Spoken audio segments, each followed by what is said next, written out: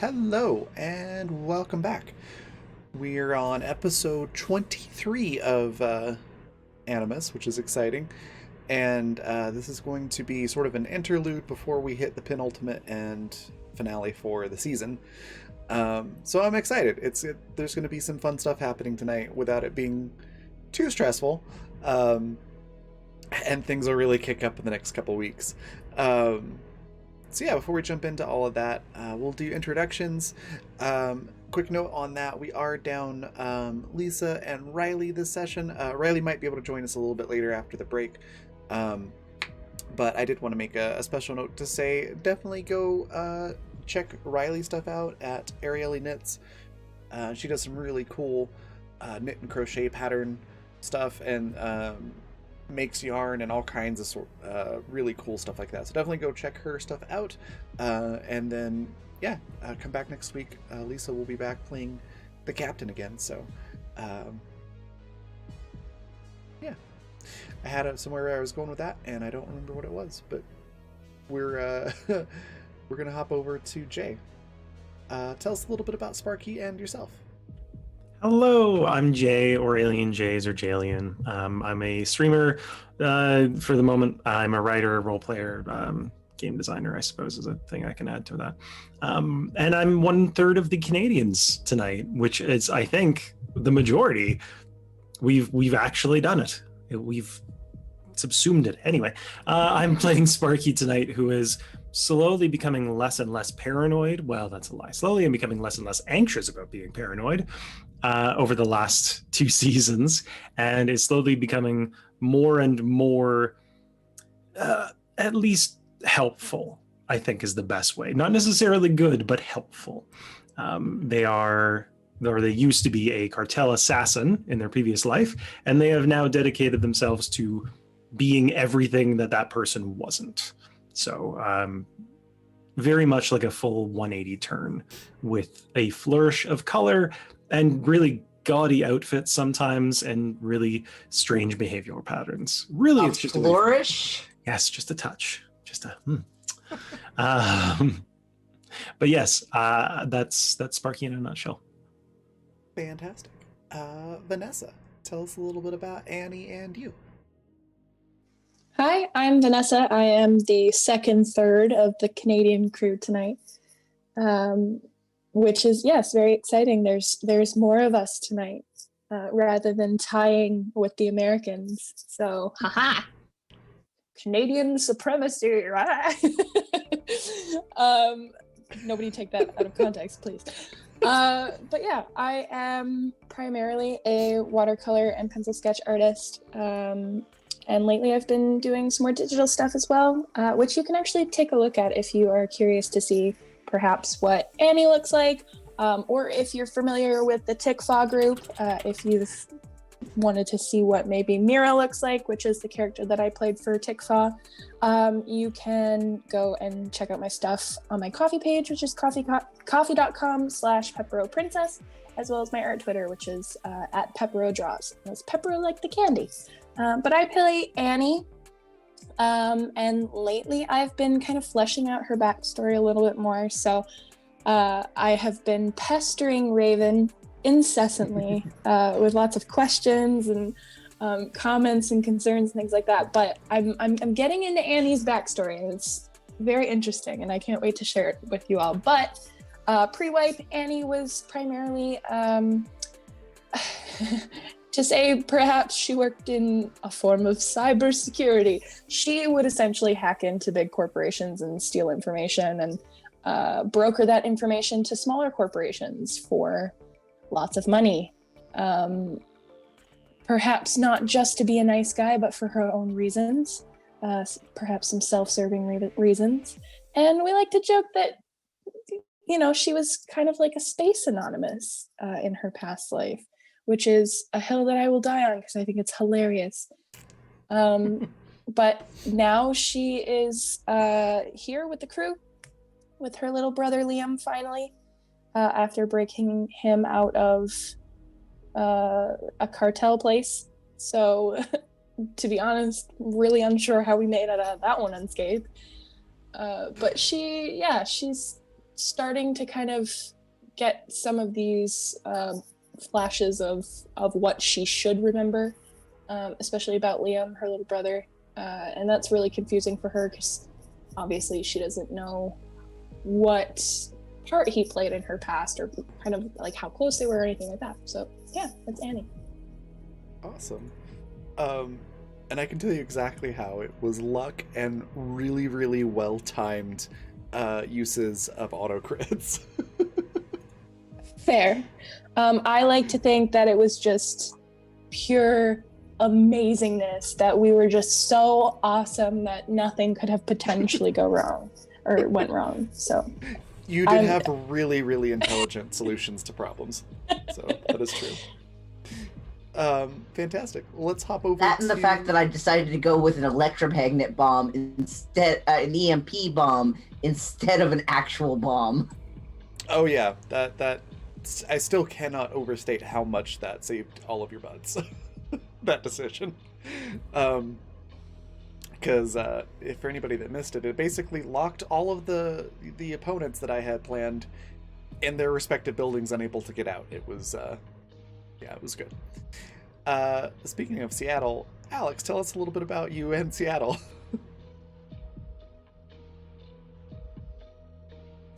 Hi, I'm Alex. I'm a digital artist. You can find me around on Twitter at CanChaosArt and on Twitch at CanChaosArt, where I regularly stream on Mondays, whatever art I happen to be working on right now. I'm actually working on a piece for our very own Icy Historian for the game she's been working on. It's like this really cool noir detective with like a touch of sci-fi to it sort of vibe. Yeah, I play Seattle. I'm sorry, I'm very, very tired today, so if I am off, that's what's up.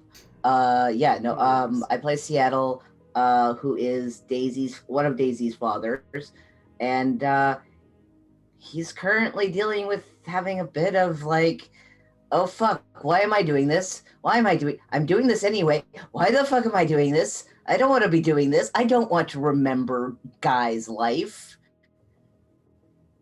As they go to find out what happened to his old husband and why he was killed. Yeah. Fabulous. I'm Raven. I'm the creative director for The Raven Evermore, which includes game design and GMing and streaming and art and a whole bunch of other stuff. You can find out all about what I do at any one of the places on my link tree, which is right there in chat.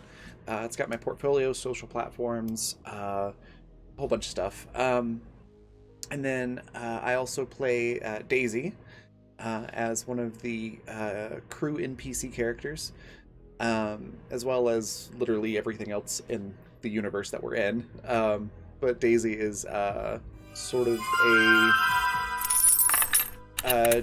NPC slash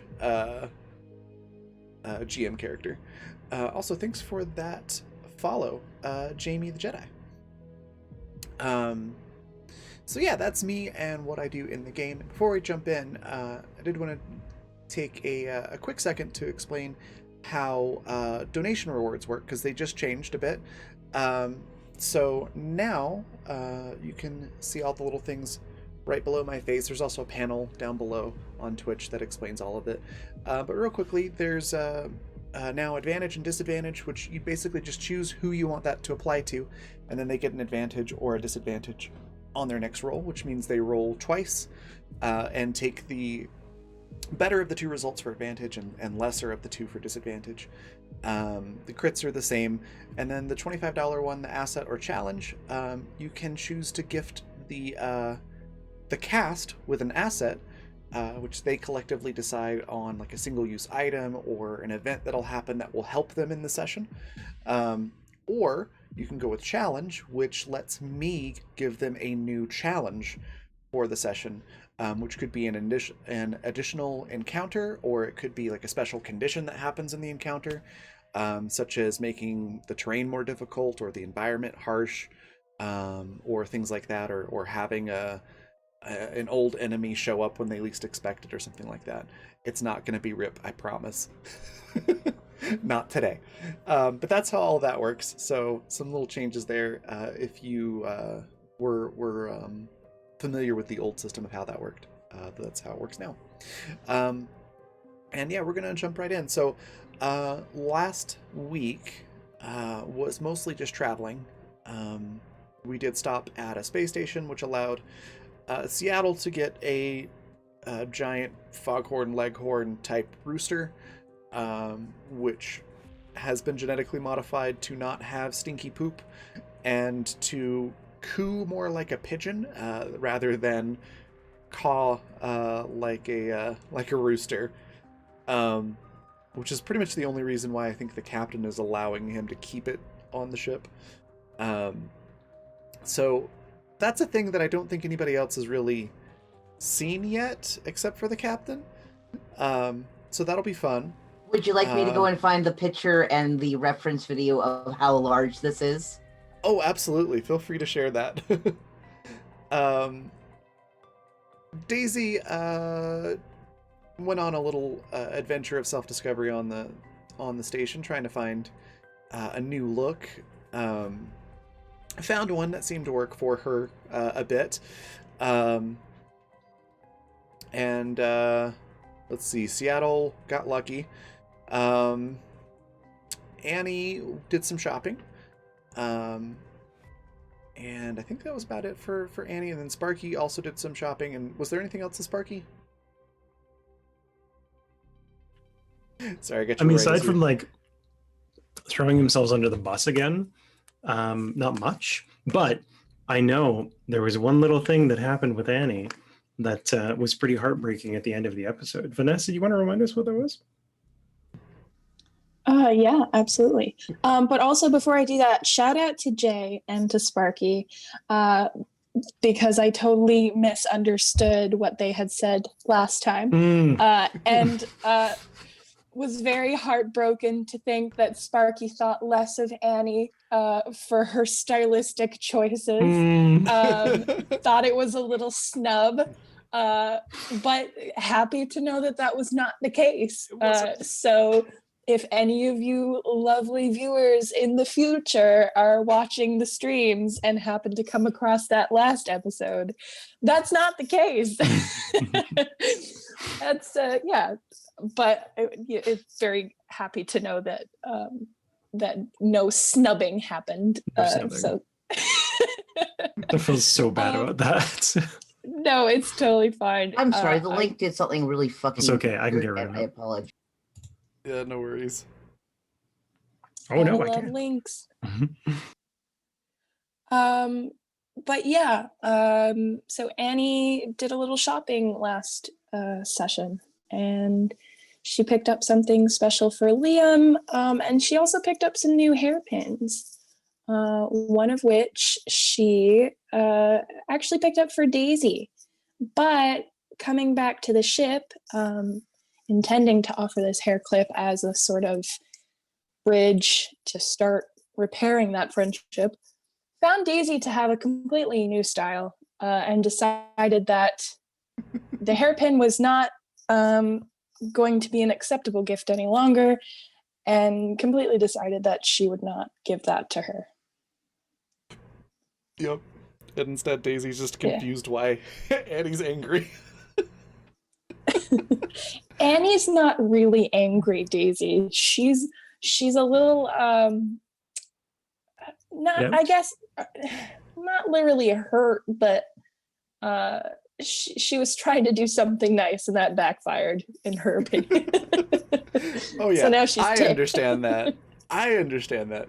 Daisy doesn't, because Daisy's Daisy, and Daisy's a little dense on that sometimes. God love her. Awesome. And then yeah, there was also the thing where Sparky did get in trouble because the doctor wanted brain scans of everybody, and knew that Daisy wouldn't agree to it up front. So there was this big whole thing with a white lie and people figuring it out and Sparky getting in trouble. It was Just kind of instead funny, of being a actually. rational human being, Sparky was like, ah, yes, certainly if I build my entire skyscraper out of dominoes, it won't fall over in the stiff breeze that's bound to happen. Like literally the last 10 times this has happened.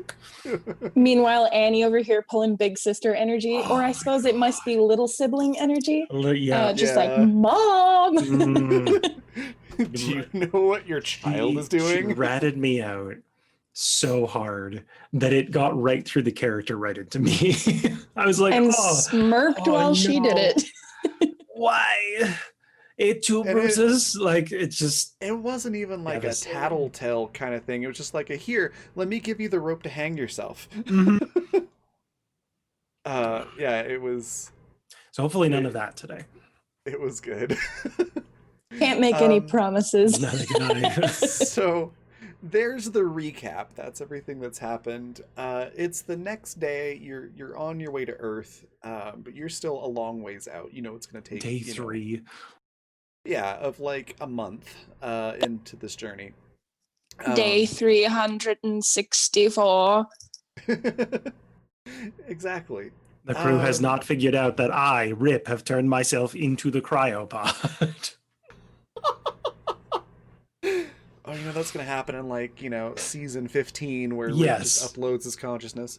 Yeah. Rooty tooty point and shooty, Oh my but with cheese. Holy fuck. Taste Anyways. my cheese. Oh, that slapped me out of nowhere. Sorry, go on, Raven. It's fine. So yeah, it's the next day. It's morning.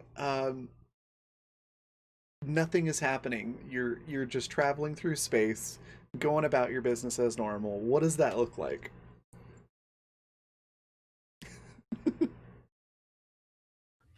I think Sparky's probably just kind of doing stuff around the ship, like basic duties, whatever the captain had assigned before she went offline, because she was sick of us. She was like, you know what? Just wake me when we get there. That's what I feel like happened with Captain. So, if anything, Sparky's probably doing duties, and then when they're not doing duties, they're probably up in the cockpit or in their room doing more research on Earth. So, if I can make some sort of roll to see if there's anything specifically regarding cartel activity on Earth in the last, say, like 20 years. Sure. Yeah. Are you looking for like public information, or are you trying to access confidential information? I think confidential, because I think it's clear that the cartel has enough like burying squads, both bodies and information, that it's going to turn out bunk all. Like I ran into that in my previous investigation, so I'd rather just go straight for the source. Okay. In that case, that's going to be tech engineering. Oh, that's even better than my education. And I rolled a 1. Oh. Oh no. Let me get over to roll 20 because it's not wanting to auto update. Turns out Rip found out about your breach. Yeah, as you're trying to access this private information, you access a folder which has information on Earth, and your face right now. It's got information on locations and names. It seems like you've come across like the jackpot, really. I mean, it's not like the entire Earth cartel operation, but there's a lot of what seems like really solid leads in this folder. You've got names, contact information, and locations, along with dates and times of where drops are going to happen, safe houses, things like that. Is this information up to date, or is it kind of just like a collage almost of that info?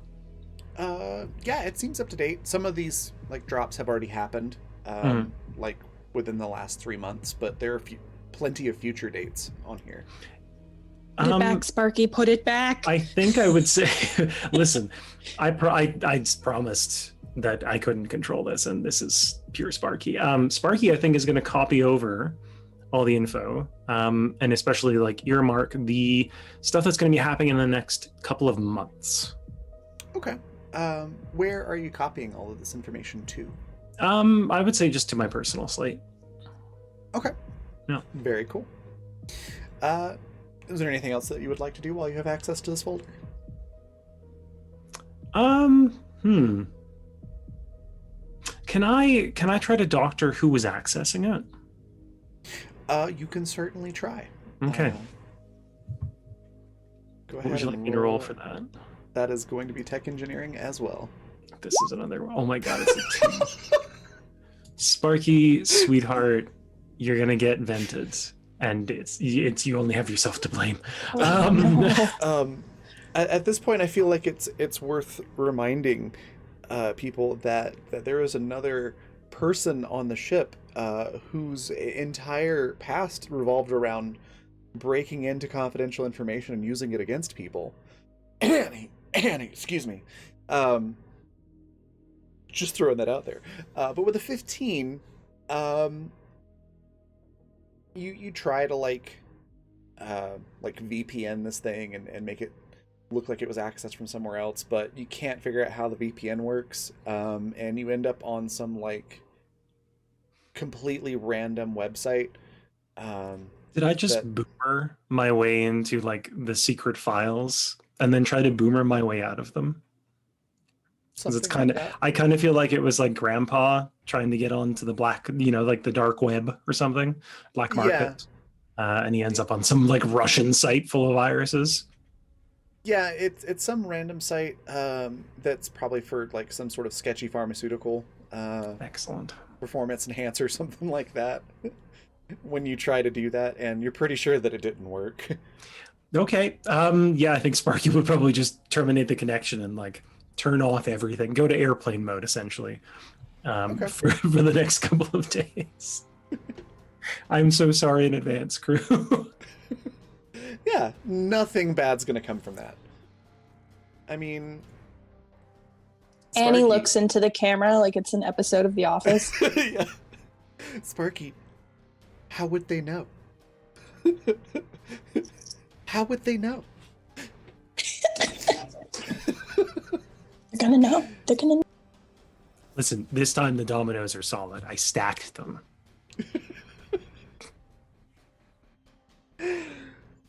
What's Annie doing in the morning while Sparky's making good life decisions? Making horrible, horrible mistakes. She would probably bring her little gift to Liam. Okay. Liam is just chilling in his room. She knocks on his door. Yeah, he just yells, "Come in." It's not locked. She opens it up and goes inside and closes the door behind her and kind of raises an eyebrow to him. She's like, you don't really know this crew. You should probably keep your door locked. And he's just like laying back on his bed. Like he's clearly gotten up and gotten ready for the day and everything, but he's just sort of laying back on his bed, throwing a little like fist-sized basketball up in the air and then catching it. And he catches the ball again and looks at you and goes, "Well, I mean, do you not trust this crew?" Oh, I'm not saying that. It's just, one can never be too careful, especially with the track record of luck that this crew seems to have. But anyway. I mean, Seth's room's next door, and we've gotten out of sticky situations together before. I'm sure it'll be fine. She just kind of rolls her eyes and smiles at that, but drops the bit. Literally, anytime Liam does something, I'm just heart eyes emoji. I love this kid so much. That's my boy. Please don't hurt him. He's fine. He's just chilling in his room. I said heart eyes emoji, and the CAPTCHA put the heart eyes emoji. Oh my god, you're Oh my right. god! Whoa! That's amazing. I Isn't didn't know that it could do awesome? that. Oh, that's Yeah, cool. wow. So anytime So- you just say an Frog emoji, frog emoji, frog emoji, frog emoji. That's literally. what I Elliot's was not a gonna fan do. of amphibians. Frog emoji. Is it gonna do it? Is it gonna do it? Is it gonna do it? No, it's not. Oh lame. well. Anyways, what's the Right, gift? pork chops. Yes. The gift, yeah, she holds it out to him. She hasn't like wrapped it up or anything. It's just like a little box. But it's like one of those puzzles. I guess kind of like a puzzle, or maybe more like a model of something. But distinctly something that you're intending to like take apart and then put back together. So it's got like all these little moving bits in it, and like there's instructions on how to dismantle it and put it back together. But when she was out shopping, she came across this little kind of model or puzzle box or whatever it is. And she just kind of got the feeling that, maybe Liam would like this. She probably Okay. saw the brand or something before, or I don't know. She just saw it and it kind of, hey, maybe Liam would like something like this. Awesome. When you give it to him, he seems very excited. He immediately opens up the box or whatever packaging it comes in and is trying to figure out how to put it together or solve the puzzle. And looks up at you and says, "So, do you know why this brand is good? Like what made you pick this?" I don't know. I guess it just looked familiar, I suppose. I thought maybe you'd like it. Is it not any good? No, it's great. It's this is just like you and I used to put these together all the time. Like we'd come out with a new one, every month or so, and we'd get the latest one and do it together. So I thought maybe you might have remembered something. She kind of makes a little noise, and goes and sits with him on the bed, and just kind of like takes the empty packaging and looks at it, like she's focusing really, really hard on it. It's almost like, when you're a kid and you're like, I can move things with my mind, and then you like squint really hard at something and Yeah. it doesn't move. Yes, when you're a kid. Oh, don't worry. I also do that as an adult. It's okay. But yeah, she just concentrates really hard on it, hoping maybe she'll remember something. You don't remember anything from trying to become one with the Force, but Liam does hand you like one of the little tools that comes with it, and kind of like not like makes you do it with him, but just encourages you to join in. He's got like the little instruction booklet, flattened out on the bed, and is like handing you parts and things like that. It takes her a minute to actively get involved in kind of doing this activity with him. She takes the tool that he gives to her, and for a solid 10 seconds, she like grips it in her hand, but she can't look at it. She's like looking above his head and then over at the desk and like at his socks on the floor. Like it takes her a really long moment to finally look at the tool in her hand and then actively start to like tinker with it with him. Yeah, he seems to notice all that and just doesn't really point it out or bring it up. But he does get a little smile when you actually finally start like participating. And I assume muscle memory, she's just as good as tinkering with this stuff as she's always been. You don't really remember like specific examples of past ones that you've done. Yeah. But you're your sort of training with them kicks in, and She knows how, but the not why. exactly, yeah. The process feels really familiar, and you're able to do it. All right. I think we'll leave Annie there to solve the puzzle thing with Liam for now, and we'll hop over to Seattle and his rooster. Seattle also got himself a little leash for the rooster too, a little harness leash. It's a long lead, so he's gonna take it down to the cargo bay with him while he starts on his first batch of cheese. Figured Okay. an interest it would be something to help keep the cryopod company, since it seems lonely lately. All right. And Seattle even introduces them by sign. It's like, this is Foghorn Leghorn, this is Cryopod 9. Okay. Cryopod 9 is I'm sorry, the look on Jay's face right now as they hate me so bad. It's not hate, it's confusion.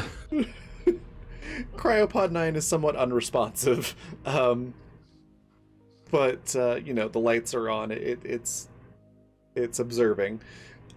Seth's also in the cargo bay, just doing random inventory and like sweeping up and just generally being useful, I guess.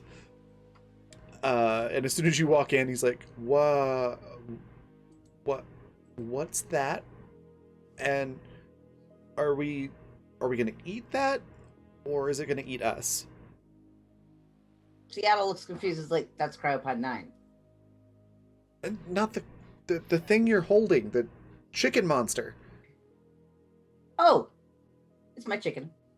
Well, my rooster, actually. Yeah, I've seen dogs that are, smaller than that. Okay. That's not a chicken. That's a monster. It's my monster. My monster cock. And Seattle walks off to go and work on his cheese. Yep. Seth just does that. The face palm. Ugh. Why? I hated every moment of that. Thanks. Walked right into it, Seth, you poor little bean. Right. And Seth decides to be anywhere other than the cargo bay right now. So he wanders gonna get off. all the dad jokes out of this. Oh my god. So since you are working on cheese, let's see how well you do. What type of cheese are you trying to make first? Probably gonna go with like a soft mozzarella, because that's gonna be a beginner's cheese. Yeah, that's fair. That's Gonna try like a cottage cheese or a mozzarella, something soft and curdy and easy. Okay, yeah, like a farmer's cheese. That was super easy to make. Okay, let's go with an art roll then to see how well your culinary art skills are. Thank goodness I have bought at least one. I've bought actually a number of levels of art. 15. It's not one. Oh, well. So, well, Today's going really well. I gotta learn somehow. I gotta learn somehow. So you're putting this cheese together, and you put entirely too much vinegar into the milk, and the just heat curls. Yeah, and the heat is too high, so it boils over, just this chunky, sticky, foul-smelling mess. And then you got Foghorn there that's just pecking at the little curds. Seattle sends a message to Seth. Cleanup is required in the cargo bay.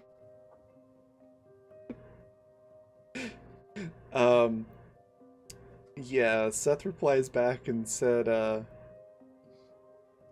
that sounds like it falls between T and V.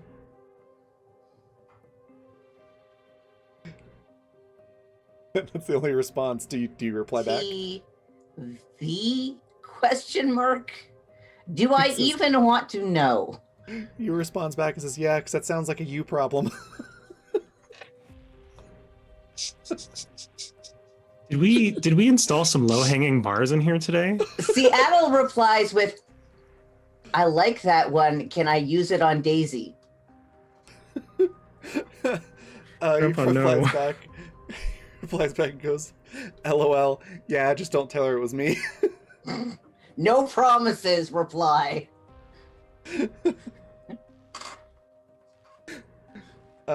He replies back like, well, good luck with the cleaning. I'm gonna go install more locks on my door now." He doesn't come through the door. There's a ... Fuck.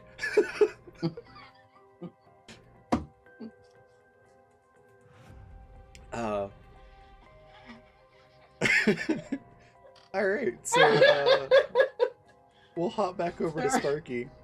Oh, you're good. Seattle will go and clean up the mess, though. He was going to see if he could get away with it, but Oh, yeah, sure. no, Seth's learning that you can actually say no to Seattle. Yeah, Seth feels like he's no longer like the bottom rung on the on the ladder. Not high up the ladder, but at least high enough to be able to say like, "No, you made that mess. You cleaned it up."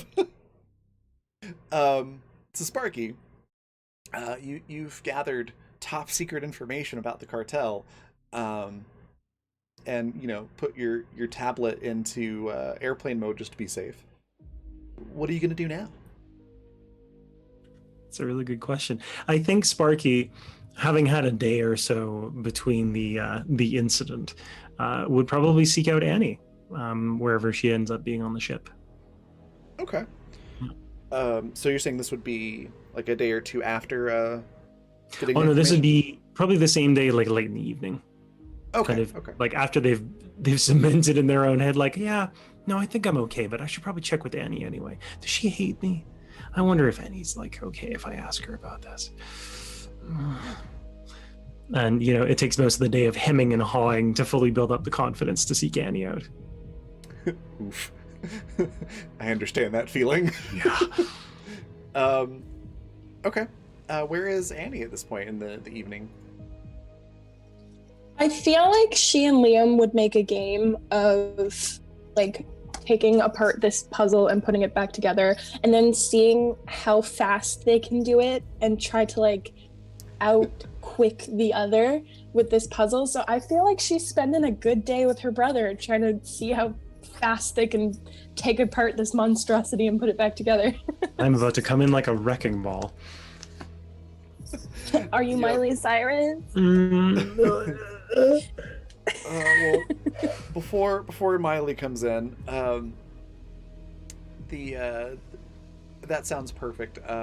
Liam is more than happy to spend the day with you that way, and tells you stories about how you would solve puzzles, and tells you all about the previous ones that you'd put together and taken apart, and sort of starts giving you like the Cliff Notes version of your shared childhood with your family and stuff. Just sort of walking you through things that he thinks you should know about. There are certain things that he says that kind of get a darker look from Annie. But all in all, she tries to keep a little more upbeat, and just kind of like nods along and interjects every now and then, asks questions, things like that. Okay. Would you like to share some of those, just like the highlights about your parental units that you told me about, Vanessa? Or Annie's parental units, rather. Yeah. Let's see. What would we like to share? Because that's what Liam shares with you. Yeah. Well, yeah. Annie grew up with her mother and her father and Liam, so it's just the four of them. Her father is in business. He runs kind of like a smaller corporate kind of thing. And actually, probably the inspiration for Annie's line of work. Liam probably tells her, that I'm sure he doesn't word it like this. I'm sure he's a little more thoughtful with how he says it, but probably tells her that their dad is pretty shady when it comes down to it. That their mom was always there for them. Like, she was a really nice lady and she clearly cared for her children, but mentally she wasn't always there with her kids. Like, if they had issues that were happening within the family and stuff like that, she wasn't really the best person to help them out with that. Like, she was very steadfast in sticking by her husband, and especially with matters to do with the business and things like that. So Annie actually pretty much raised Liam. She was both a sister and more so like a mother figure to him. And yeah, so she would actually buy him these little models every occasion, like birthdays, Christmases, things like that. Anytime that she had money that she could put away for the next occasion or anything like that, she would spend money on buying these little puzzles because she knew how much he liked to get his hands on them and to build things, and kind of the curiosity that he had, she wanted to feed that because it was a curiosity that she had. Like, she wanted to know things, and that's how she got into like information and stuff like that. So because her parents were a little more absent, that was kind of something that they shared a lot of. Yeah. Awesome. Okay. Well, that is pretty much what Liam says to you. He's actually not too delicate with the whole shady wording, given that given the ship that you're on and what the crew has done so far. He figures you could probably handle it. So he's probably kind of blunt with that stuff, actually, rather than delicate. But otherwise, yeah, Annie now knows all of that information actively. That's probably the thing that gets the dark look from her, is like kind of the insinuation that their dad is like literally a piece of shit, which is absolutely true. He certainly is. But now she kind of has this question in her mind of like, okay, well, why did I leave? Like, what has placed me here on this ship and not at home protecting my little brother from our father, who is a shithead? Does Annie ask Liam any of that? No. She, for the most part, she keeps that to herself for now. Okay. Liam will during that whole, expositional onslaught of what your childhood was like, does explain that that's why he's not in any hurry to get back. He mentions that, he sent word to your mother that he's alive, and well, but hasn't said where he is or when he's coming back or things like that. So like, he probably could go back home and would be welcomed, but basically explains that he just doesn't have any interest in doing so. Mm-hmm. So that all happens, and then Sparky shows up. So rap-a-tap-tap on the door. Annie doesn't say anything. It's Liam's room. He gets to decide who can open the door. Liam just calls out, yeah, what is it? Hey, is Annie inside with you? I couldn't find her anywhere. Liam just looks at you, Annie, and mouths, "Are you here?" That kind of gives her a little smile, but she gives him a little nod. Yeah, she's here. Come on in. Okay, so palms the door open. Kind of gives like a little kind of arm tucked by the side wave. Just like, oh, this is awkward. Annie doesn't look at you, Sparky, as you come in, but she still looks a little bit amused, but she's kind of tinkering with some pieces of the puzzle again. Good. I'm not interrupting, am I? I don't. Seems like she's busy. She looks up at you then. She's like, no, we're good. What can I do for you, Spark? So I was doing some digging, and I found some cartel stuff from Earth or about or involving Earth. Like a bunch of drops and stuff they're planning on Earth, and I mean, I don't know if I was supposed to be on there, but I don't think I was quiet about it. So I was kind of wondering if maybe what I found you could have a look through and see if there's anything wrong. Like, I don't know. I'm kind of panicking if I'm being honest. Oh boy. She I just wanted to see if we'd be running into any danger on Earth. I mean, aside from Earth. She puts the pieces down on the bed and kind of gives Liam a little ruffle on his hair. She's like, "All right, kid, I'm gonna go help Sparky take care of this, but I'll talk to you later if that's cool." Yeah, Liam just nods and he's like, yeah, that's cool. Good luck. Kind of gives you a little thumbs up and sets everything aside for the puzzle and everything and just says, I think I'm gonna go see what Set's up to. Yeah, Annie starts making her way towards Sparky, and under her breath just goes, "Yeah, look, we're gonna need it." So sorry. So Annie, as she joins Sparky, kind of gives them a very pointed look, like, "What have you done?" She's just like, "So you stumbled into some information, have you? Just stumbled into it." I mean, kind of. I guess like bumbled might be a better term. I was trying to see if we'd be running into Rip or any of his contemporaries, because I don't want to deal with that while Seattle's having a midlife crisis, and I mean in general I don't want to deal with that, so that was kind of why I was doing it. Right. See, so in a case like this with what I can only assume is secure and confidential information, words like stumbled and bumbled, they don't really go with that. So let's quickly go see what's happening here, because I don't think it's a good thing. I wouldn't have come to you if it was a good thing. Sorry.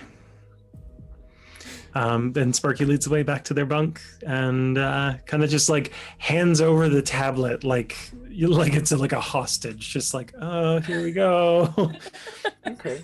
Is it like still how you left it before? Okay.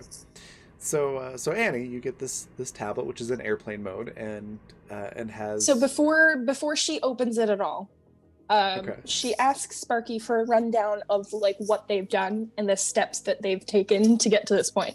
Right. So, like any information that you have, okay. The process of getting it. Yeah, Sparky wouldn't lie about anything. So Sparky would say, like, I was looking for any cartel info in the last like 20 years about Earth, and I stumbled onto some like recent stuff that is going to be happening and has happened recently. And I copied some of it because I figured it would be useful, and then tried to cover my tracks and didn't. Right. Oh boy. Yeah.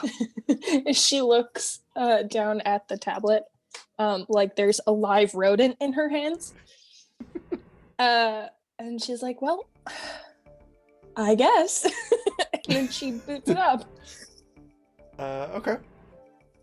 Yeah, you see the information that Sparky downloaded, and it's all organized in such a way that you would expect this information to be organized. It all looks very official and legitimate, with like invoices and spreadsheets listing safe houses, drop-off locations, dates and times of when drops are scheduled to happen and things like that. Some of them going back like 3 months, and then the rest going off like 3 or 4 months into the future. It's like a 2 quarters worth of information. The first thing that she's going to be looking for is if there's any like tracking being done, if there's anything that like flags the tablet, if anybody's looking into it, like if there's any eyes on it at the moment, like any signs that there could potentially be someone who is aware of this. Yeah, so with it being in airplane mode, like all external communication is shut off. So you definitely know that nobody is looking at this tablet right now except for you.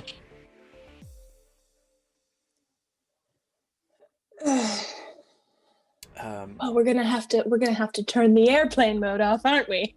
We can't just keep it locked in a drawer forever, I suppose. I mean, we could just throw it in space. That is also a valid option. Why not? Sparky's But tablet that was would- kind of sus. Just look at the information in airplane mode. That way we can make copies of whatever we want to and then just destroy it. That wouldn't be nearly as fun. That's true.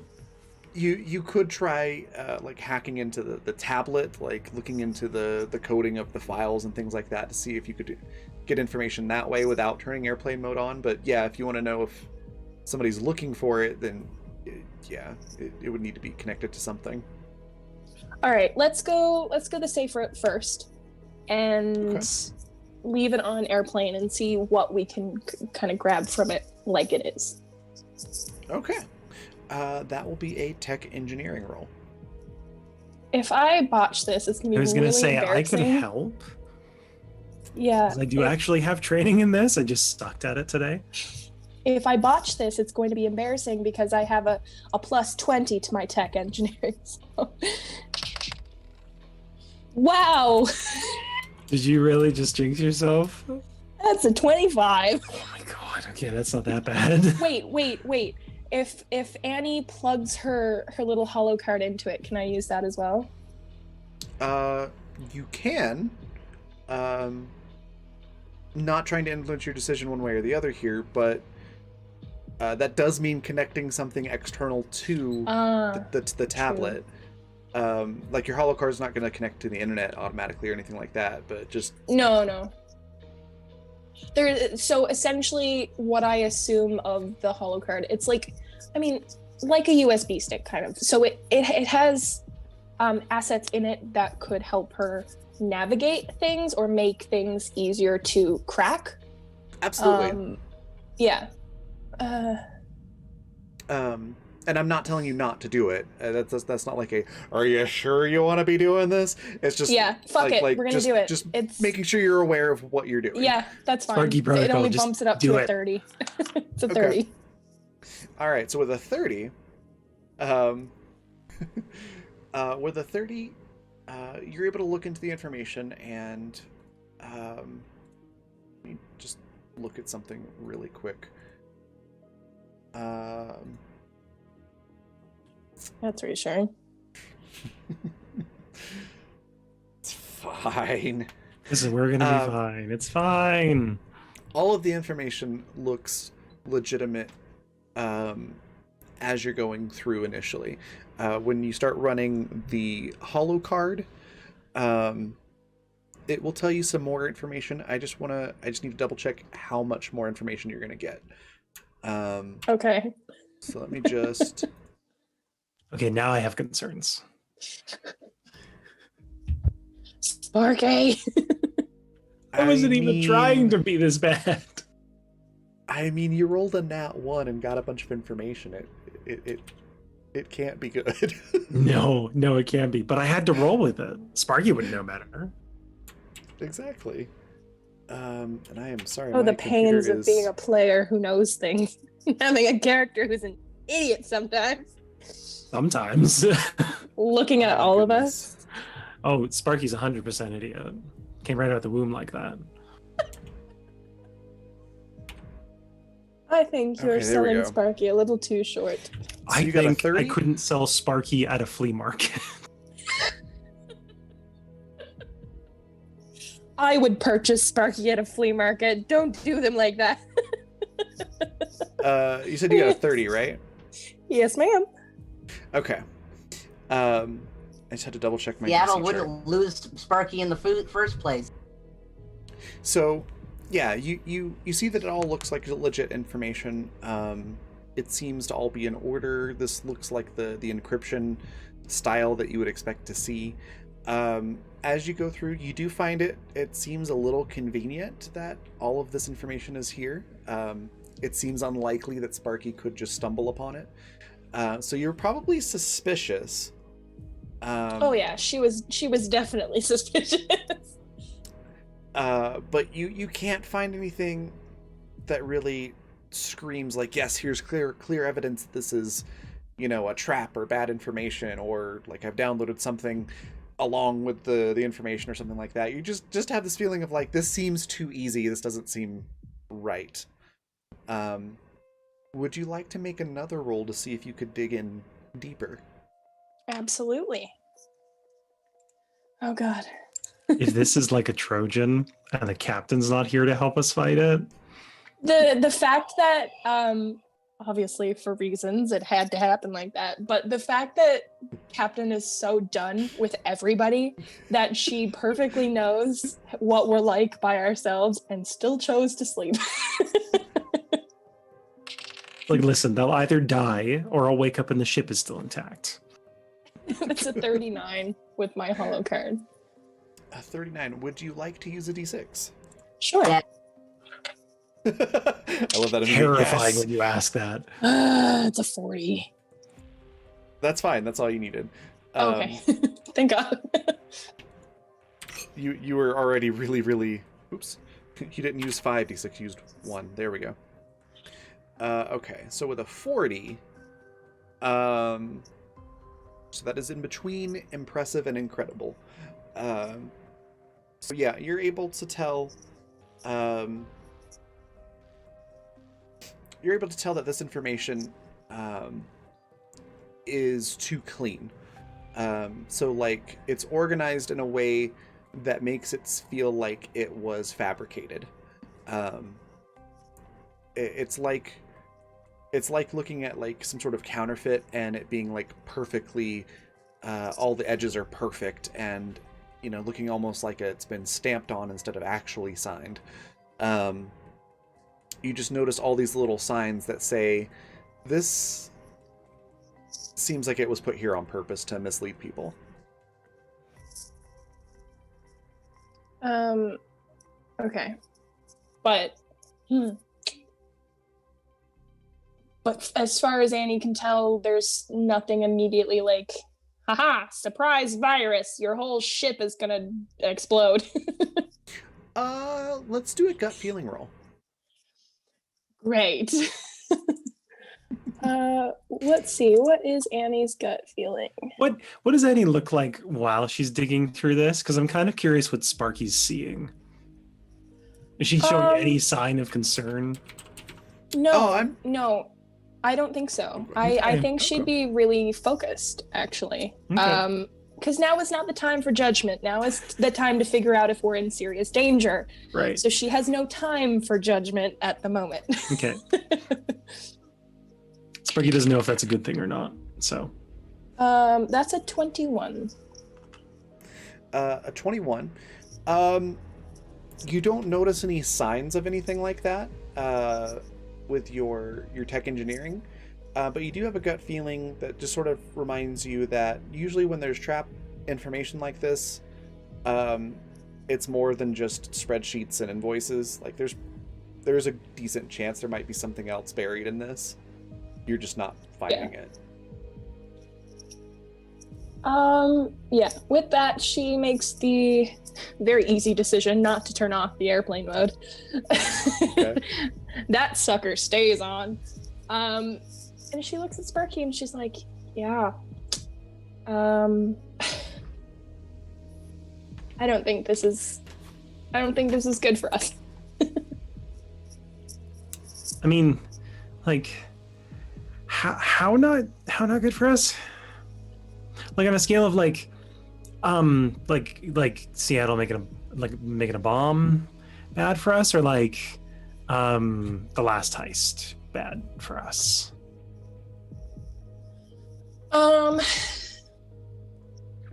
Valid question. Undecided at the moment. There's definite potential for this to explode in our faces very poorly. However, it doesn't seem like that has happened yet. So essentially, we'll go with it, I suppose. But essentially, what it looks like is everything here is much too cleanly laid out. I don't know about you, but I don't assume that the cartel or any shady organization is going to make a perfect little document outlining every single thing that they have on the go that could be accessed like this. And to be honest with you, I don't feel comfortable taking off airplane mode to really dig into that, because I don't know, there's a feeling that if I do so, that they are going to know where we are. And I can't double check that unless I actually open it up and us up to that possibility, which at the moment I really don't feel comfortable doing. But yeah, I would consider this information bust. A for effort. I really appreciate the fact that you tried to do that and get some information. However, I don't think that this is quite it. Yeah, I'm getting the feeling that like if I were being graded on any of this, it's like A for effort doesn't actually equate to a mark.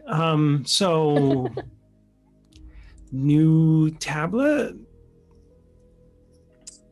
Yeah, that's probably the best idea. Okay. I'm not telling you should toss this out into the void of space.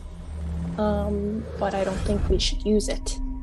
Because, I mean, when we are better equipped to deal with this, by all means, I think we should see what we can do with it. So I wouldn't throw it anywhere. But maybe, yeah, get a new tablet. Don't use this one. Okay. I'll just put it into a box somewhere. Okay, good idea. Okay. Yeah. Hey, Annie. Mm-hmm. Thanks.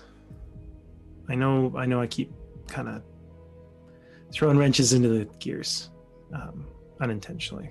I don't. Well, I suppose if anything else, you keep it a little more interesting. Yeah. Interesting. Between all of these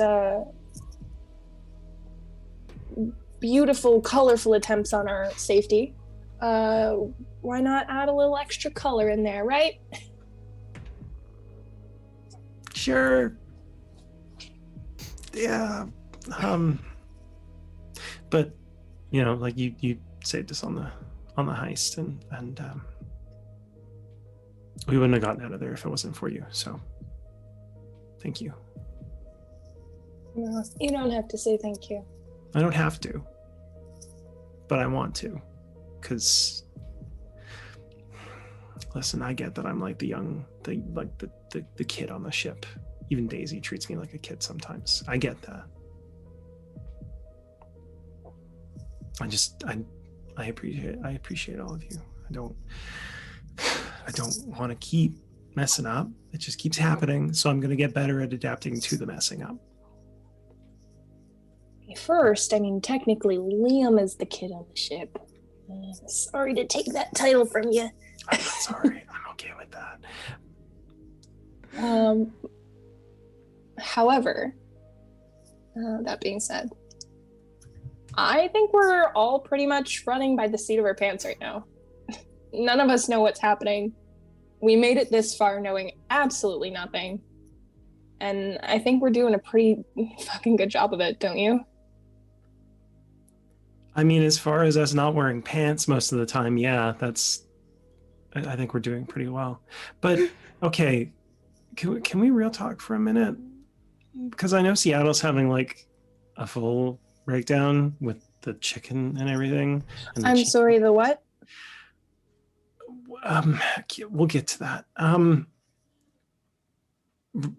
But like, do we know what we're doing when we go to Earth? I know we never know what we're doing, but like, do we know what we're doing? Because like everything I've looked up about Earth is it's way out of our league to go bumbling into, and like that's what we do.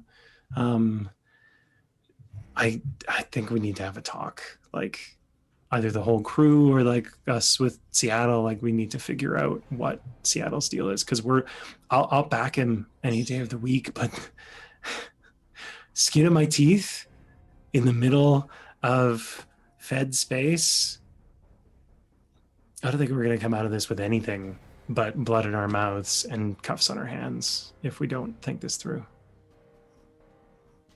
No, I absolutely agree. I guess we take it one step at a time. We're gonna have to make a damn good plan, I think. I think so. But listen, just as long as we use our time wisely and try to get as much information as possible. See, look, you're already one step in ahead of everyone else, trying to get that good info for us. Yeah, I just went in the wrong building.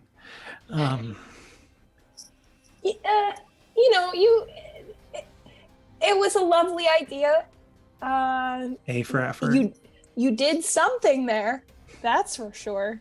But no, in all honesty and in all seriousness, it was a good idea. That's what we're gonna have to do. We're gonna have to consciously sit down and try to parse through whatever we can and make sure that we're prepared as much as possible for what we step into. Because you're right, we do fly this thing by the seat of our pants, and I have no idea how we've gotten this far. But the fact that we have gives me at least a little hope, don't you think? I just hope our luck keeps up. That's all. Well, I guess think of it this way. We've gotten this far on luck so far. So let's thank whoever we need to thank for that. And going forward, this is where the research comes in and the solid plan making. And we got as far as we could on the luck, and now let's not depend on that anymore. At least not like always just luck. Yeah. Yeah, because I think we'll probably still need it. Because I don't know about you, but I don't really dig the whole look of cuffs. Not my particular thing. I've got sensitive skin, so it's... Yeah. So let's probably stay away from that then.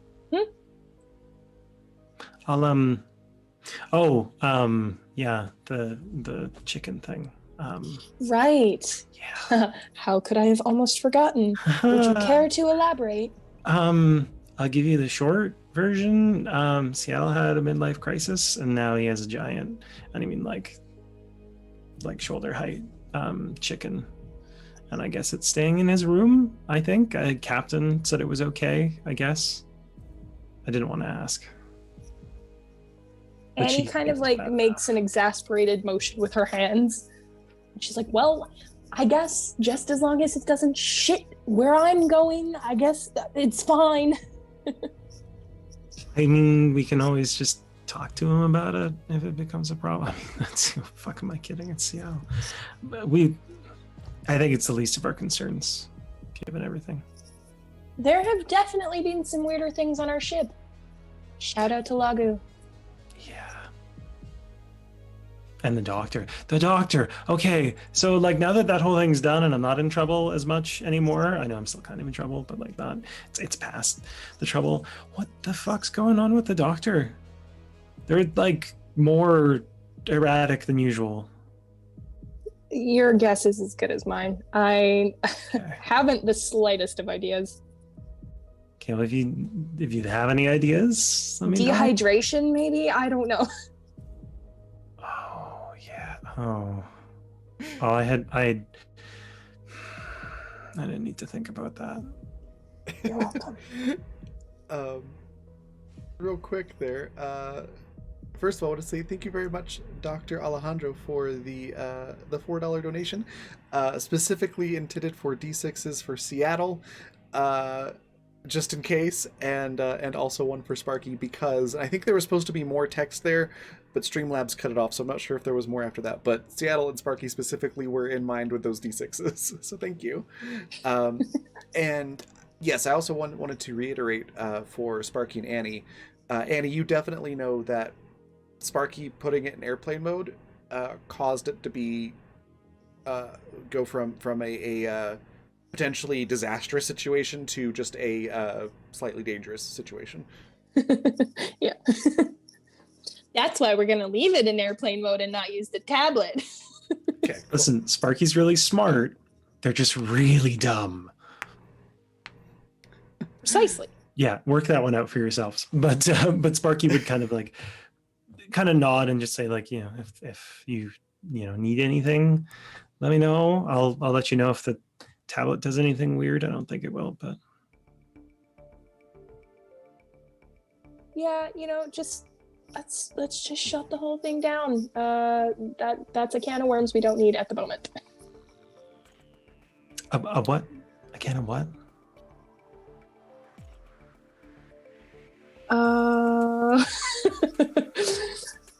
I'm going to take a moment to remind you that Annie has the Three's Company theme song playing in the back of her head. She knows what worms are.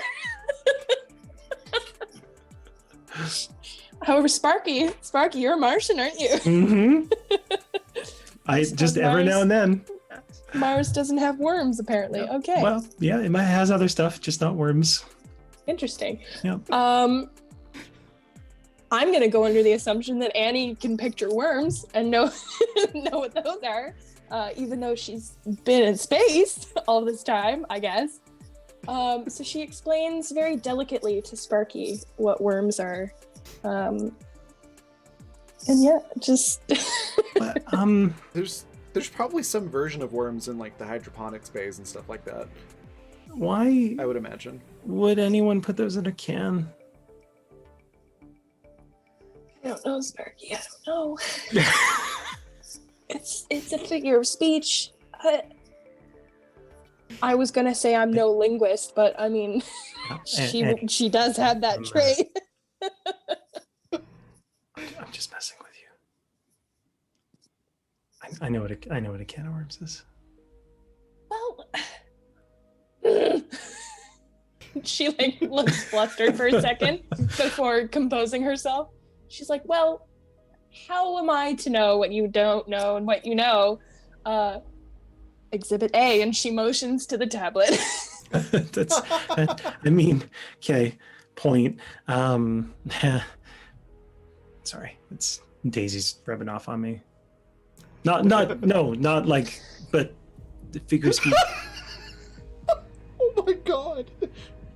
Annie kind of leans forward on her elbows and does that thing where you put your one hand on top of the other and put your chin on it.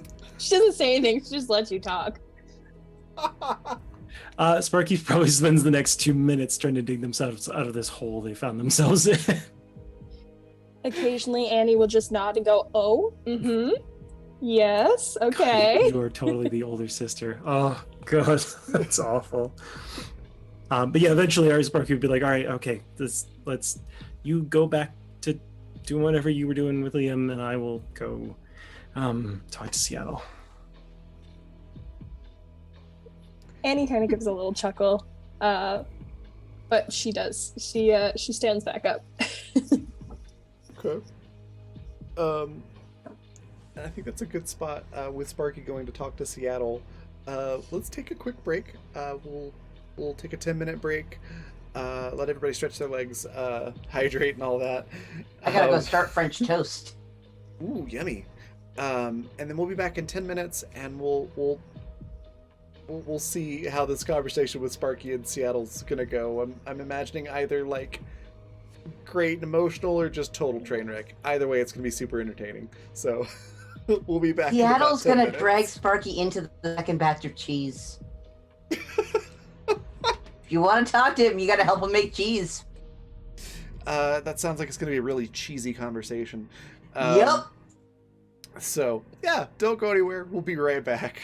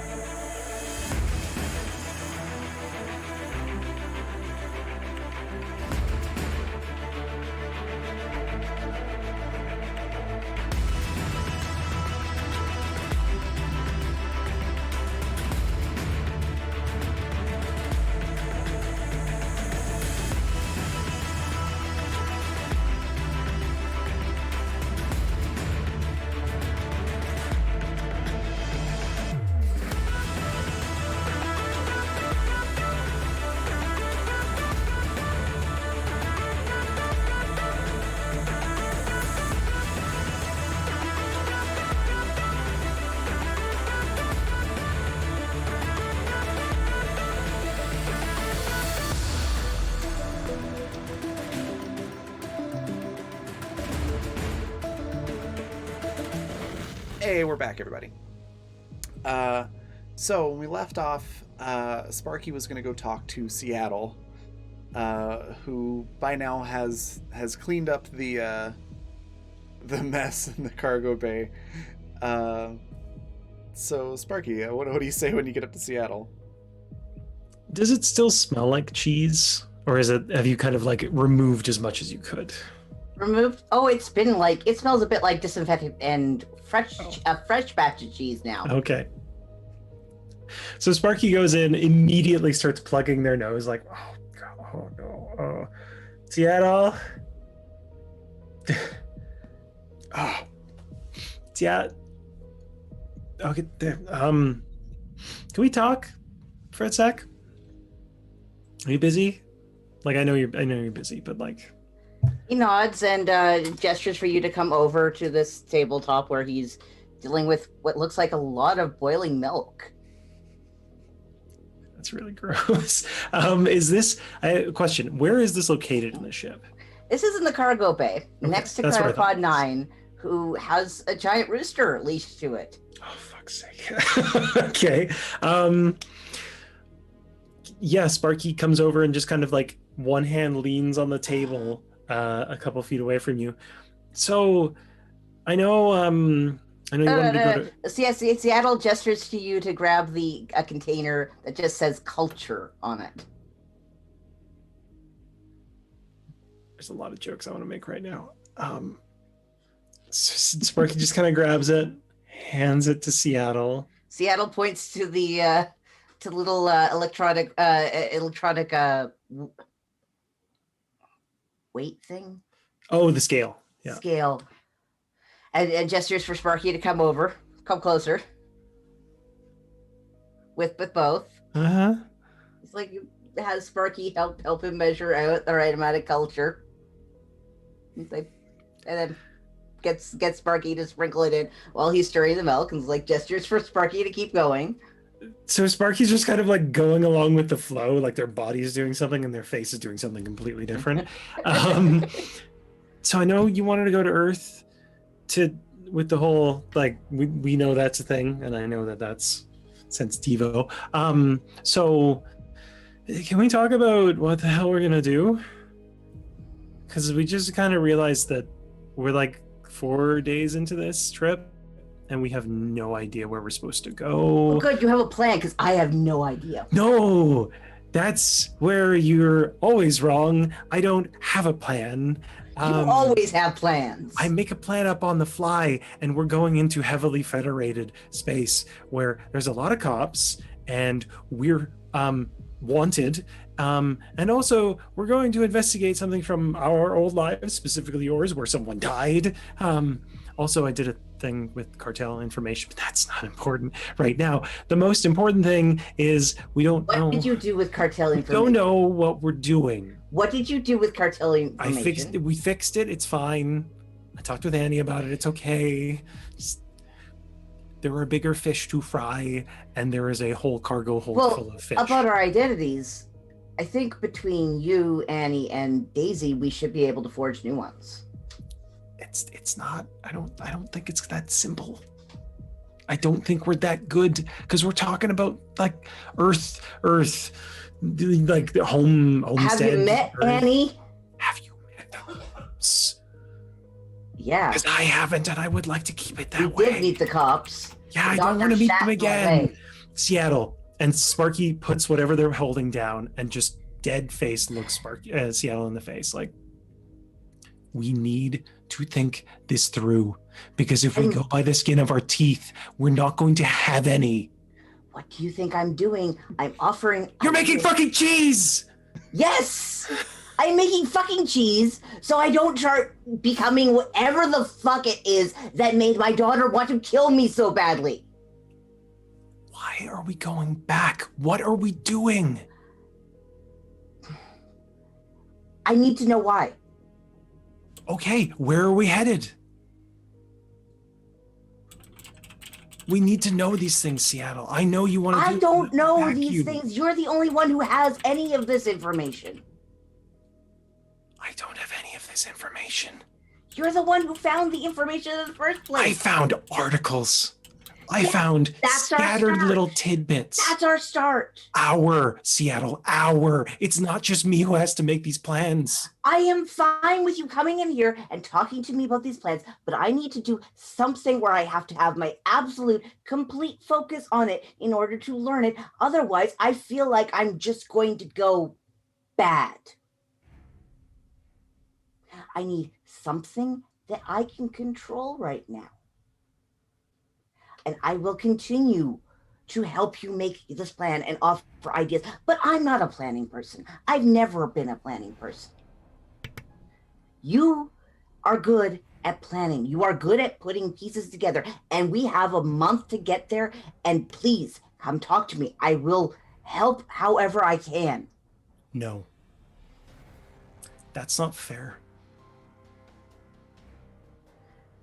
This isn't my thing, Seattle. This is yours. You wanted to go. It's your past. It is not fair for you to put this on me to plan this. I can't do this by myself. I can't be the one planning something that I don't know anything about. I have no connection to.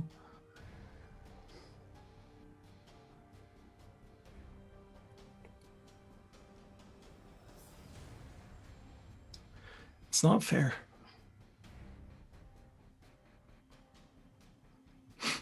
You're right. It isn't. I'm sorry, Sparky. I'll go deal with this. That's okay. Listen. Seattle turns the stove off and starts packing things away. You know I'll back you any day of the week. You know I can't make a plan. I'm not asking you to make a plan. I'm just asking you to figure out what we're gonna do. It sounds like it's the same, but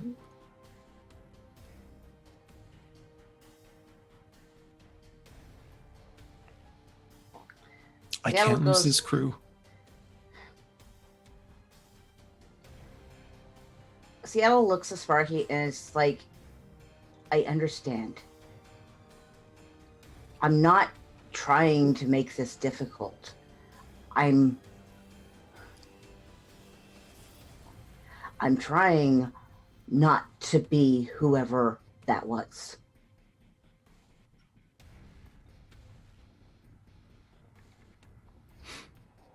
I thought you would understand that. I do.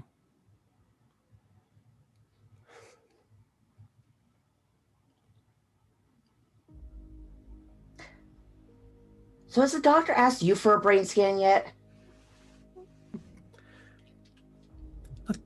Let's not talk about brain scans. And Sparky just lets out the grossest laugh. I'm not going to do it because it's really loud. But it's just like the ugliest, grossest laugh of like, let's not talk about that. Let's not talk about the horrible ghosts under the floorboards. That's we can talk about that tomorrow.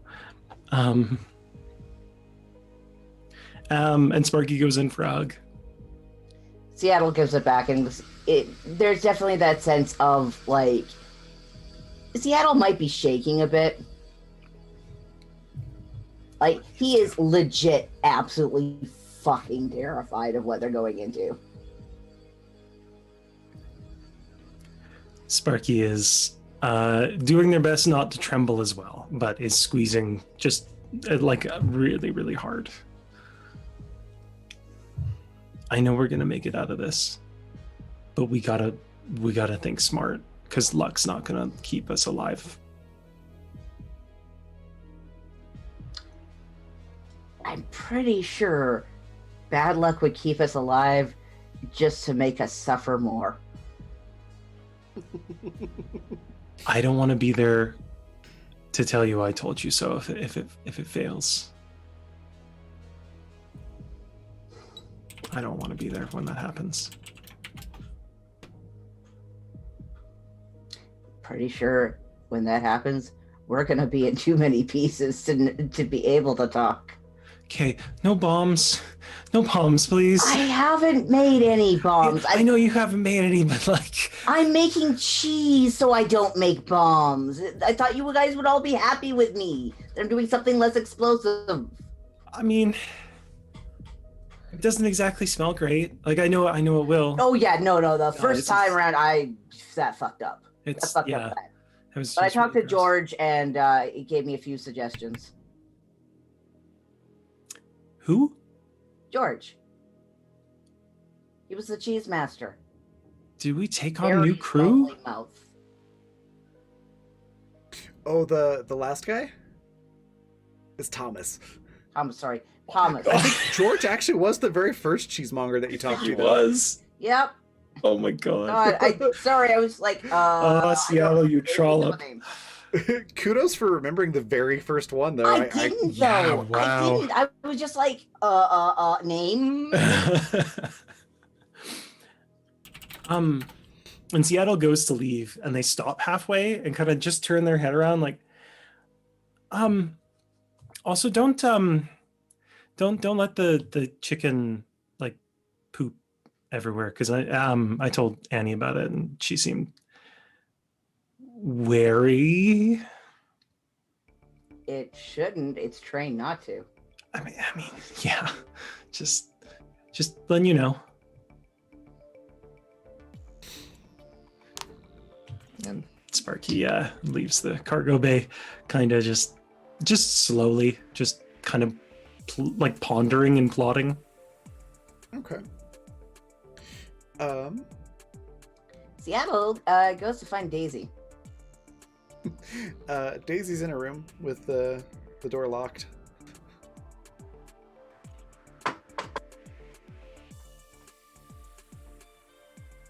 Is that a...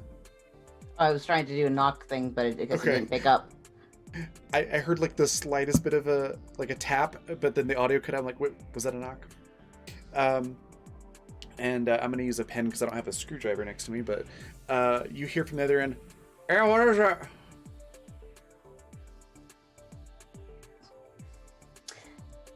Slaps his hand against the door because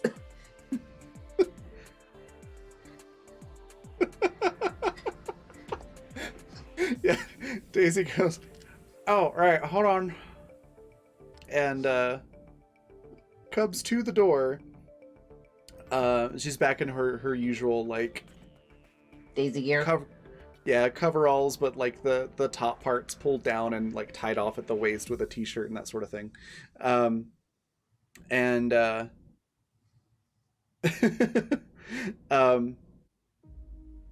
Yeah, like Daisy didn't forget that Seattle's mute. Just didn't think that. Oh right, it could be Seattle at the door.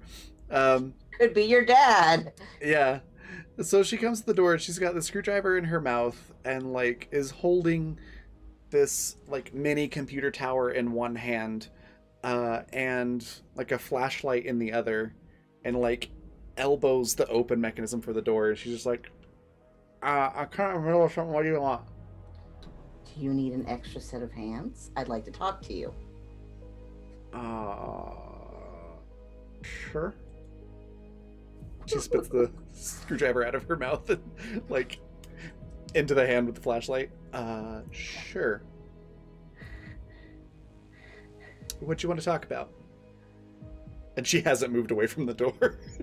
Well, Seattle's like, can I come in? I can help you right. with whatever you're working on. Sure. And she moves over to like her little workstation and sets everything down, and hands you the flashlight. He's like, yeah, hold this pointing at the, I don't know, some techno jargon about a computer part.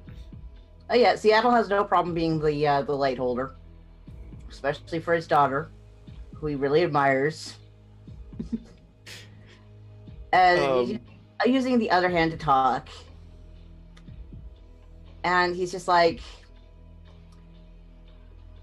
I should have thought to talk to you before suggesting we go to Earth. I'm sorry. Yeah, that probably would have been good. I don't have a lot of great memories there. I mean, I do, but I also have a lot of really bad ones. I mean, thanks for apologizing, I guess. If this is going to be too much for you, you don't have to come with us. She kind of pauses for a second and just really concentrates on what she's doing. It might almost look like she's ignoring you, but I think Seattle would No, Seattle just waits. Would know the cues enough to know that she's thinking, not ignoring. But to anybody else, it'd probably look like she's just completely ignoring what was said. So she does that for a little bit and goes, I think I'll be fine. I mean, it's not going to be fun. I'm not going to be great, but I'll be fine. I need you to understand, I have no idea what we're going to do. I have no idea where to start because I don't want to be the person I was before. A person who hurt you so badly, was such a monster, you would be willing to have them killed. Yeah, I don't really want that person back either. Because I kind of like the person you are now. Like I like that person a lot.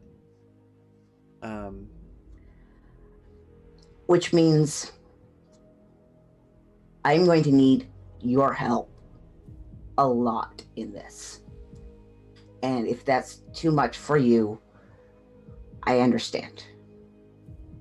I mean, I'll do what I can. I don't think I can go back to where it happened. You can stay on the ship. In fact, it might be best to have you here just so you can use the ship's systems if needed. Yeah, when we get to that point, that's what I'll do. Until then, though, I was on my own on Earth for a while. And I still have some friends. I know how to get around without people knowing where you are, or caring to notice who you are. So I will help with that. And I will do my best to help you with what I know. I know a little bit of what happened. I mean, I was pretty young, but old enough to know what was happening. I wasn't a little kid. What was happening? Well, I From mean, what I don't know. little information Sparky managed to find, there didn't really seem to be a reason. Yeah, I don't know. I don't know what led up to it. I just know what it happened. And that was, I mean, kind of how all of you were different now. Like, that was a Daisy is a different person moment for me. Which is why I was, well, I thought I was willing to just, let the bad guys kill each other and be done with it. Clearly, things changed, but I'm still different than I was before it happened. All I know is, I mean, Dad had something going on with other Dad. I had something going on with the bakery. Oh, right, you probably don't remember. He had a bakery. Did I cook? No, you didn't really, like, that was other Dad's side of things. Like, you helped fix the ovens and come up with really interesting relay stations and I mean, it looked like the what do you call it? Those machines where you put a bunch of random stuff together to do something. Rube Goldberg. That's the one. It was that level of stuff, but it worked. So I mean that's what he did, and I know whatever led up to him getting killed had something to do with the bakery. But I mean, I was the kid. I didn't. You How guys didn't old tell were me you? those things. How long has it been since Seattle's husband was killed? Did we ever decide on that? At least 20 years. 20 years? Oh, wait, no, wait, sorry. It was like 15 years, sorry. Okay, then yeah, she would have been really little. She was like 5. I was thinking it was sooner than that. So yeah, in that case, she would have said like yeah, I was really little, not old enough to know what was going on. So like yeah, so I was like 5. So I remember it being something like I remember you and him talking about the bakery and some people, but I don't know what it was all about.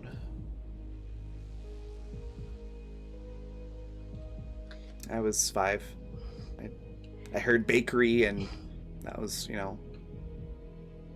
about the extent of what I paid attention to.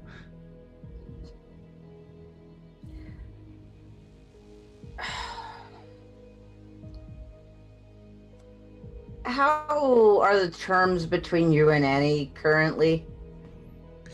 I thought they were getting better, but like I ran into her on the way back from my little what ended up being a date, which was that was pretty cool, but also kind of weird. Oh, but you cool. too. Mm-hmm. I'm not gonna go into details, but yeah, I don't want to know the details. I'll just say like farmer girls are surprisingly thirsty. So are the farm boys. Good to know. Yeah, just I mean, it was a nice date. We just made out. Like that was it, but it was nice. Remind me to make sure you have protection next time. Well, I mean, yeah, I have that side of things under control. Don't worry about it. Awkward. Anyways, back to my dead dad, which is surprisingly less awkward. Yeah, I don't know what happened. I just know there was something to do with the bakery. You two had an argument about it, and then a couple days later, like, I'm not allowed upstairs, and there's police officers, and shortly after that, you were kind of mostly gone. I mean, you showed up every so often, but like you kind of checked out. Which, I mean, I guess I get now that I'm older, but You were young. You didn't get it, and I'm sorry. well, hey, that person's gone now, so it's fine.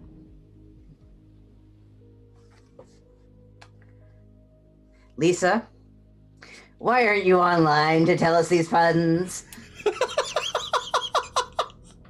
I just saw that. Did someone rob you of your dough? Oh god. But yeah, Daisy looks at you and says, "So that's all I really know." But obviously, I mean, you left me with family, but I'm a precocious little shit, and I didn't really like them, and so I didn't stay there very much. Most of the time, they didn't even know I wasn't there, so I kind of like this sounds so cliche. Like I didn't like grow up on the streets, but I kind of grew up on the streets. Like I hung out with people that Seattle's like looking more and more guilty looking the longer this goes on. yeah. And she's just like trying to sugarcoat it. She's like, it's not like I fell with a bad crowd, but like they taught me like how to hack things and like how to work with gadgets and computers to get around security measures and things. Like your face is getting more and more distraught the more I talk. I turned out fine now. See, it's okay. No, you still need therapy. We all need a lot of A lot of therapy. Do you really want to get therapy from the doctor, though? Oh, fuck no. Has he asked to scan your brain yet? No, apparently they thought that I would say no, which they thought correctly. And so there was an elaborate little white lie scheme that Sparky cooked up for some reason. Guessing the doctor has something on them. I don't know. I don't really care. I mean, it's fine. It's done. Sparky ran the scan, which I would have said yes if Sparky had just asked me, hey, can I scan your brain? I just didn't want to be in the infirmary on the table alone with the doctor. Anyways, yeah. Especially after how they got rid of the cops. Yeah, we're not talking about that. Oh, you asked me how things were with Annie. So yeah, I came back, I bumped into her as I was coming back to the ship, and I thought things were cool, but, like, she took in my new outfit, kind of slow, and then seemed kind of pissed off. Maybe she doesn't like, she's really opinionated about jeggings? I don't know, but she seemed kind of pissed off. I don't know, I like them, they're comfortable. They're just like one step down from leather pants. Don't really like the comparison to leather pants there, but it's fine. Why not? They're comfortable. Glossing over that. I don't want to think about my dad in leather pants, okay? Considering that's what I usually wear when I'm not in work clothes. But I don't think about it. I just gloss over. Anyways, I don't know. I make my pants look good. That's great, Dad. We're not talking about it. I don't know if she was mad at my outfit or if maybe she was just mad at something else and I just happened to be in the way. So you were wearing jeggings and she was mad about that? Oh, I don't know. She just seemed kind of really irritated. It might not have been about me. I don't know. But it seemed like she was mad about my outfit because she was like noticing that a lot. And it's very different than what I usually wear. But what else were you wearing? I had on like jeggings and like a little sort of short skirt and a crop top. Like it's different than what I usually wear. I'm trying out some new styles. I'm trying to figure out what I like because coveralls are kind of, I don't know, boring. I dare you to tell that to Sparky. Well, I mean, Sparky helped me pick out one of the other outfits. What outfit did Sparky help you pick out? And Daisy holds this up, and it was like a futuristic sort of power suit, wasn't it? Yeah, it was essentially like a full kind of like semi-formal, but still kind of just casual sort of power suit. Yeah. Okay. See, I was like, this might be useful for a disguise. Yeah, I thought so. It's probably not like my normal. It's not gonna be my everyday style, but especially nice. If we use. We should see if we could use this with you, and see if Sparking can teach you enough to bluff. We could get into places. I mean, I'm pretty good at getting into places I'm not supposed to be already, but talking into places, the sort of places that have more guns than anything else. That sounds like dealing with people. Yep, that's why I said you'd be having to learn that from Sparky. And it sounds like you two are on good terms again. That's fair. Yeah, I like Sparky. Sparky's cool. I just don't like dealing with people. I mean, y'all are not... You all are people, but you're not people. You know what I mean? Yep. Cool. But yeah, that sounds like a good idea. I'll go ask Annie why she doesn't like jeggings. Okay, that sounds like a good plan. Hey, Lisa. I'm gonna move some things around here. Hi, Lisa. Hello. Hi, welcome to We Made the Wrong Conclusion. Again. Hour. These idiots Yep. think that Annie hates jeggings. Why else would Annie, be upset with Annie or with Daisy? The world may never know.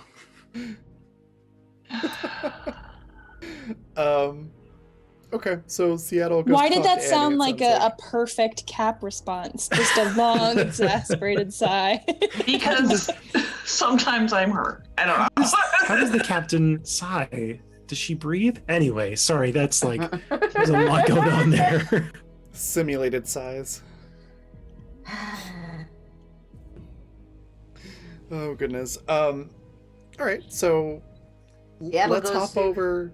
Yeah, let's hop over to Seattle. Going to talk to Annie. Let's go and uses the computer to figure out where Annie is to go and knock on the door. We can't find her to ask, what's with you in jeggings?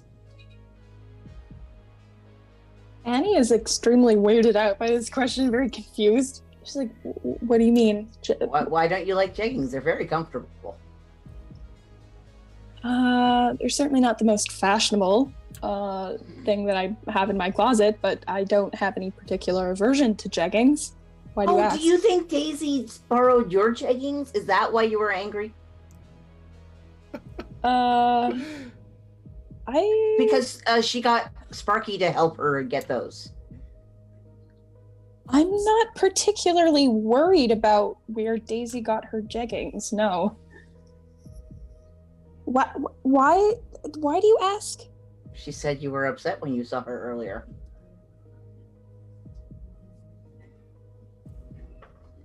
I don't know what to tell you. I wasn't particularly impacted by her jeggings.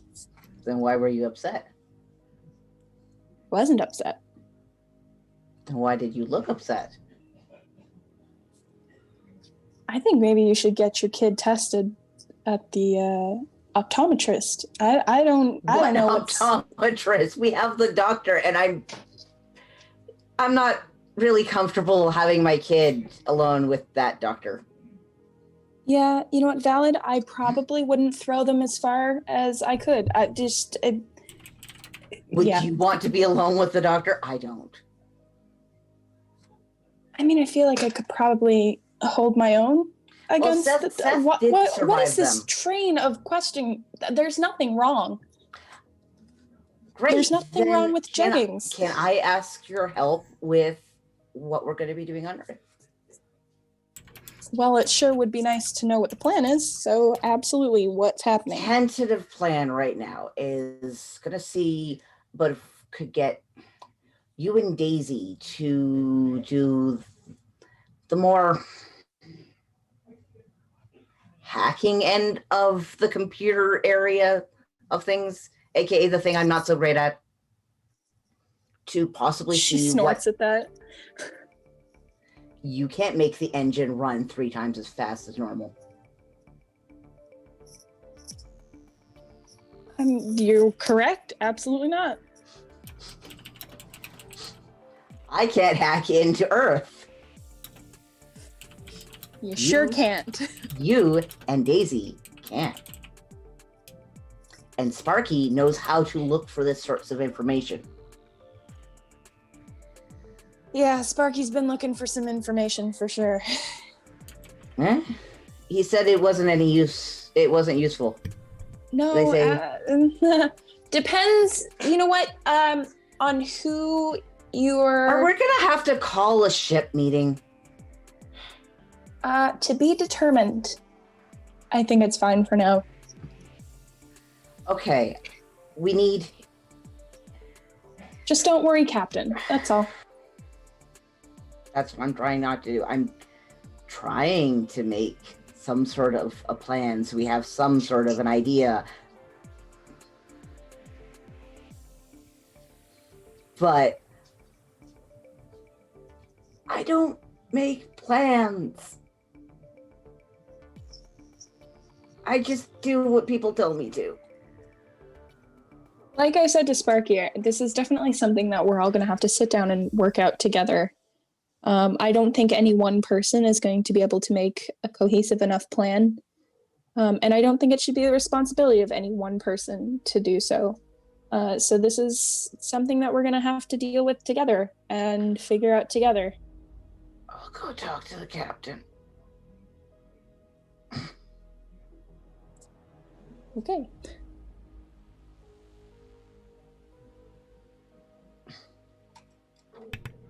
Oh, also, did you see Daisy's power suit? You should get one.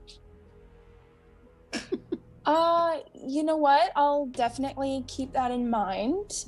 It'd make a great disguise. Make you look rich. Right. See, I don't think power suit is exactly my aesthetic. But thank you for the suggestion. You'd be tall and terrifying. What more of an aesthetic could you want? I'm already tall and terrifying. What more could I ask for? Just got a point. And Seattle like pulls her in for a hug and it's like it signs, "You'll always be my little mouse." Just like boops her on the nose. Adorable. The hug was acceptable. The nose boop, however, earns you a dirty look. Oh, he was expecting a dirty look. She like shoos you off. So Seattle's sounds like it's gonna go talk to the captain. Seattle's gonna go and eat some cheese before he goes and talks to the captain. Okay. Let's fast forward past the cheese eating. Do you talk to the captain the same day, or is it like, say, the next day? It's like 3 days later. Okay.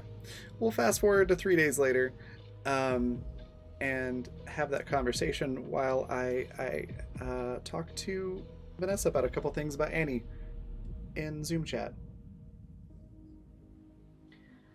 Well, Seattle calls Captain down to the cargo bay.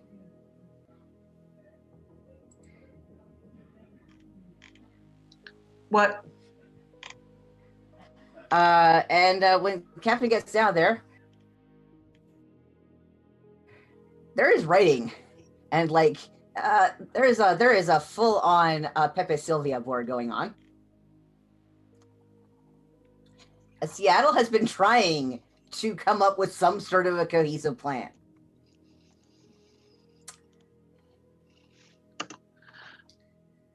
And turns to the captain and is just like, "So I don't have a plan." A plan for what exactly? I can glean at least 6 popular conspiracy theories on 10 different planets from this. Earth, I don't have any idea what we're going to find or do or any of it. I'm an engineer. I fix things after the problem has started. I'm the helpful problem for our side, so I'm more of a solution. I'm very tired. I have not done anything more with my cheese. This is what I've been trying to figure out. I mean, technically, did the problem on Earth not already happen, so you would be creating a solution after the problem has happened, which is exactly what you told me you do?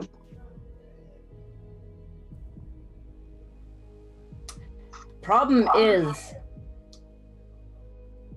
if I could have fixed the problem, I would have done it when I was Guy, wouldn't I? If I had the ability to figure out what happened, why. Daisy said something, remembering something about I and and her other father arguing before everything happened, but Do you know a general location of where this? Sparky had an article. Sparky gets a message. It's like, "Hey, where was I living when my husband was killed?" Question mark. Raven, where was Seattle living when his husband was killed? New Montreal. I was gonna say Old Quebec City. Oh my god. Yes, Old Quebec The City. literal opposite. Sure. Like it can be Still got, like it still has its geographic cobblestones. geographic location. It can be anywhere. And then the neighborhood was a little bit nicer. Old Quebec City's where the rich people live.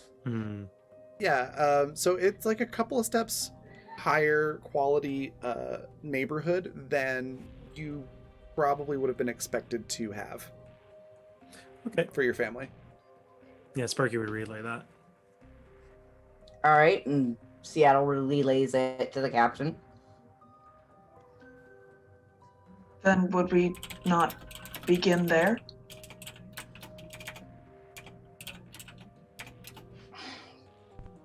Probably. See, this is why I need somebody else. This is why I don't make plans. I think perhaps at this point you are overcomplicating it. When was the last time you slept? 3 days ago. Go to bed. Okay, Captain. Seattle goes to bed. Damn, she didn't even have to yell. Oh. This is why Seattle's the favorite, Sparky. Captain never tells me to go to bed. It's just expected at the end of the punishment. Do you want her to send you to your room? No. Go to your room and think about what you did. My mum's in England. Sparky. This is like my proxy mum. Gives me shivers. Oh my goodness. Okay. So I only caught part of that because I was plotting and possibly scheming something else that was happening at the same time as you're having this conversation. So Old Quebec City and what else was there about it?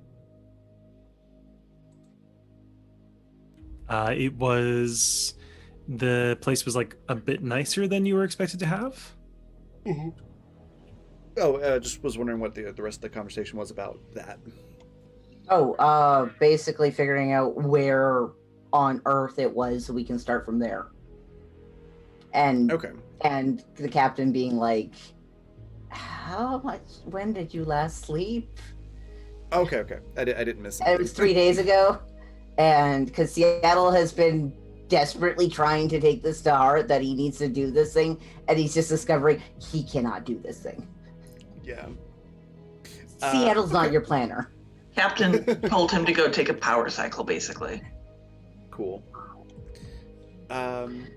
Seattle's So gonna go and snuggle with his rooster. All right.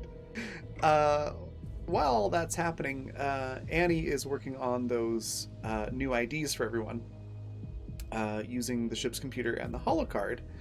And all of the rolls were good except for the first one, which was a nat 1, which was why the question of can Vanessa use a crit came up. So I sent Raven the message saying, hey, can I forge documents for all of us? And then Alex was like, Annie could forge documents for us. I was like, hey, already one step ahead, my friend. So yes, that's what the crit was for. Yeah. So what was going to happen with that nat 1 is your holo card got a copy of that Trojan that was on Sparky's tablet because it was hooked up to the tablet. Oh. Yeah, see, They all end up mangled. I'm paranoid about literally everything. And so I was like, yeah, that nat one, theoretically, could I use a crit? And Raven was like, you can, I guess. I was like, I'm fucking I using a crit. guess. You I wanna just had to spoil make sure all it was my okay with you fun? guys. Listen, just think of it this way, Absolutely. Raven. We're wasting it on all the low level stuff so that when we're in real shit, we can't. Oh no, I'm not fussed at all. But the Trojan would have been really fun to play with. But no, you spot Maybe it. next time, I guess. You spot it before it gets into the system, and you're able to deal with it, because you used that crit. You'll still want to do some tech engineering to get it off your holo card, but it's not on the ship's computer. And the ID Thank works God. perfectly fine. So you all have exceptionally well done fake IDs. They're like, Oh, so when you Not- told me that the ID was fine, you weren't kidding. no, the ID was fine. The Nat 1 just allowed that Trojan onto the ship's computer. If it Gotcha. had stayed in Nat 1. Awesome. So, all because Sparky's like, I'm not trying to hack into the cartel database on Earth. Let's see how this goes. It always comes down to Sparky. It's all good though. You stopped the problem. So yeah, everybody has fake IDs. You can have whatever name, identity, whatever you want, and they're not, nothing's impossible to detect, but they are really, really well done. It'll be extremely difficult for anybody to realize that this is a fake ID. Go forth, my children, with your fake IDs. Buy the booze. No, Seattle's trying not to.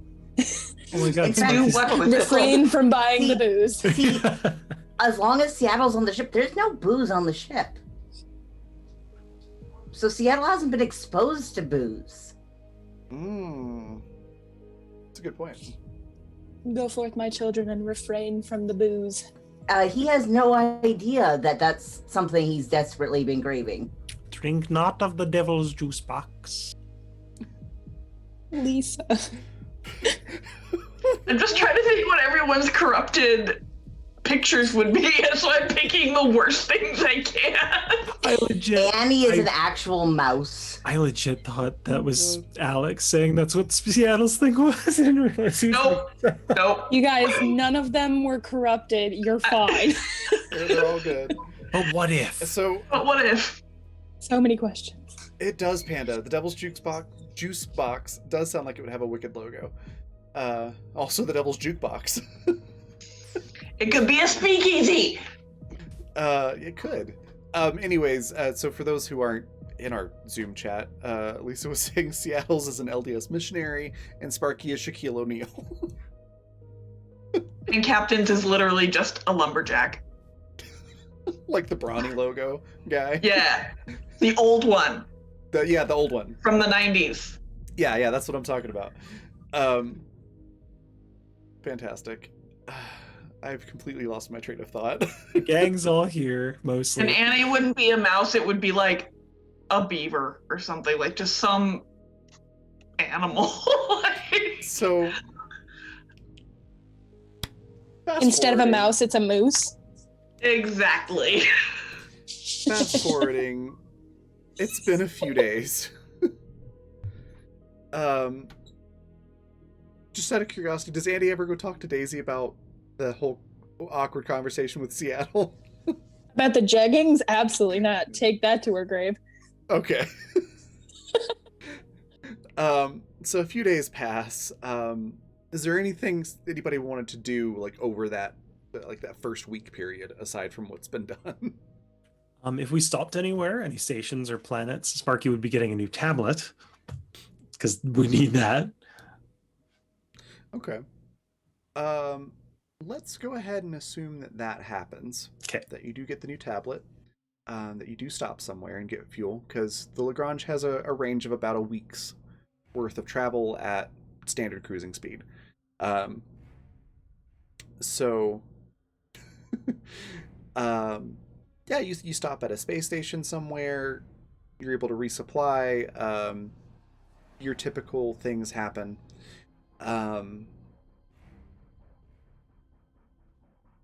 However, So Seattle finds a date? yeah. No, actually.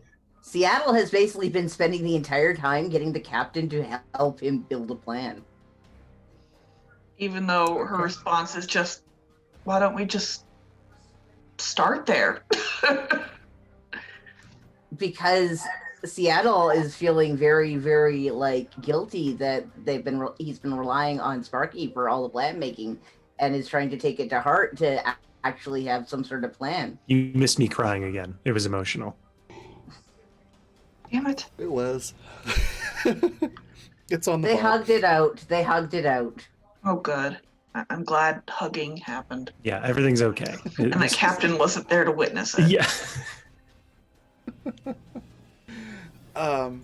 So at the space station, I do need everyone to give me a sight roll.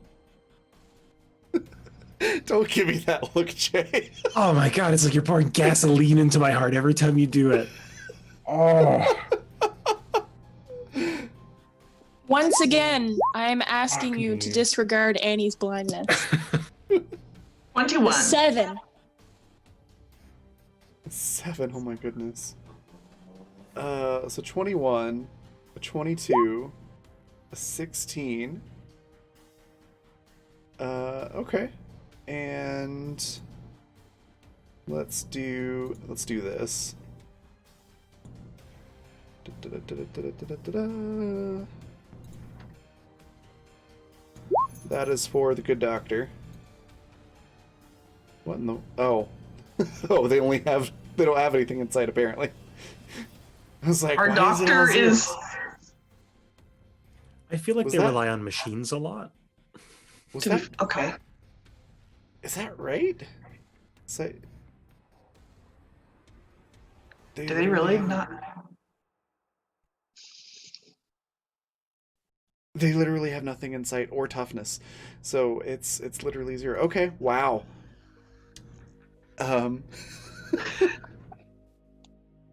Wow. So yeah, it's business as usual. I will say we should look at that afterwards because I think their point value is off. I think so too. Yeah, okay. Because I looked at their attributes and I was like, that seems low. So yeah, we'll get that squared away later. But even with a couple extra points in there, with a 3, that's not going to cut it. So yeah, everything seems fine. You don't notice anything out of the ordinary. Out of character, it's not Rip on your ship. I promise. Rip has Not even worried I was that it's gonna Rip. say. I'm worried Okay. that it's some new horror we haven't discovered. Yeah, like- yet. It's the feds. Okay. Ugh. It's okay, we have our really nice IDs now. So- Yeah, I was gonna say, you've got your nice new IDs. You're able to, you might have like 1 or 2 police officers at this space station that kind of give you a funny look, maybe ask you for your ID. But once you show them the new one, that's fine. They're like, okay, cool.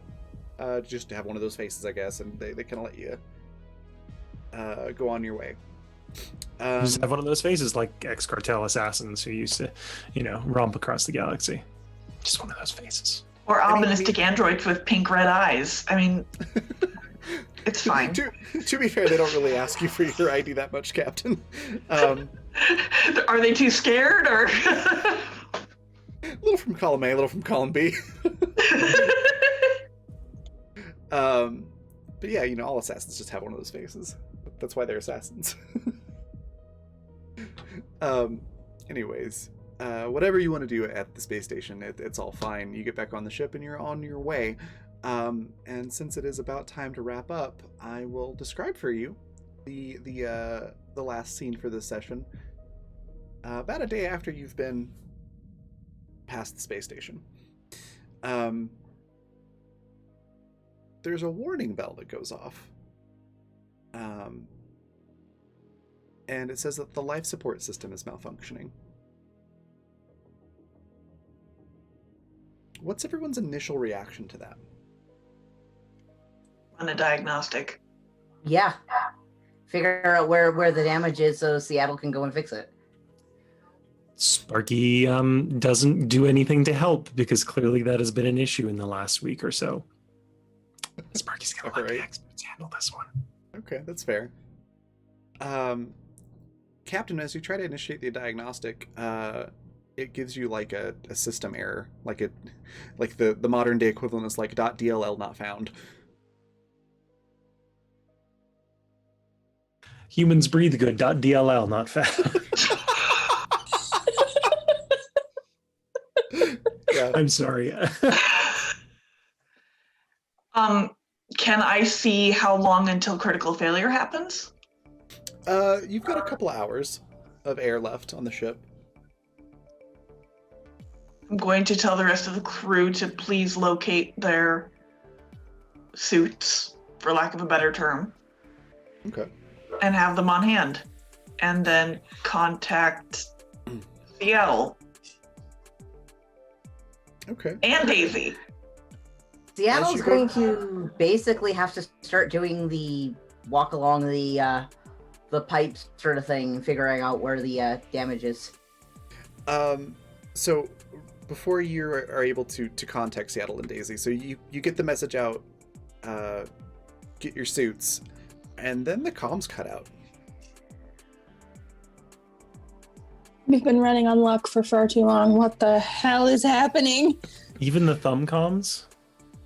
No, they're not tied into the ship. Okay. So Well, the ones that are integrated into me as an android are okay. yeah, it's just the ship systems that are doing this. The Okay. life support and the comms on the ship have gone down.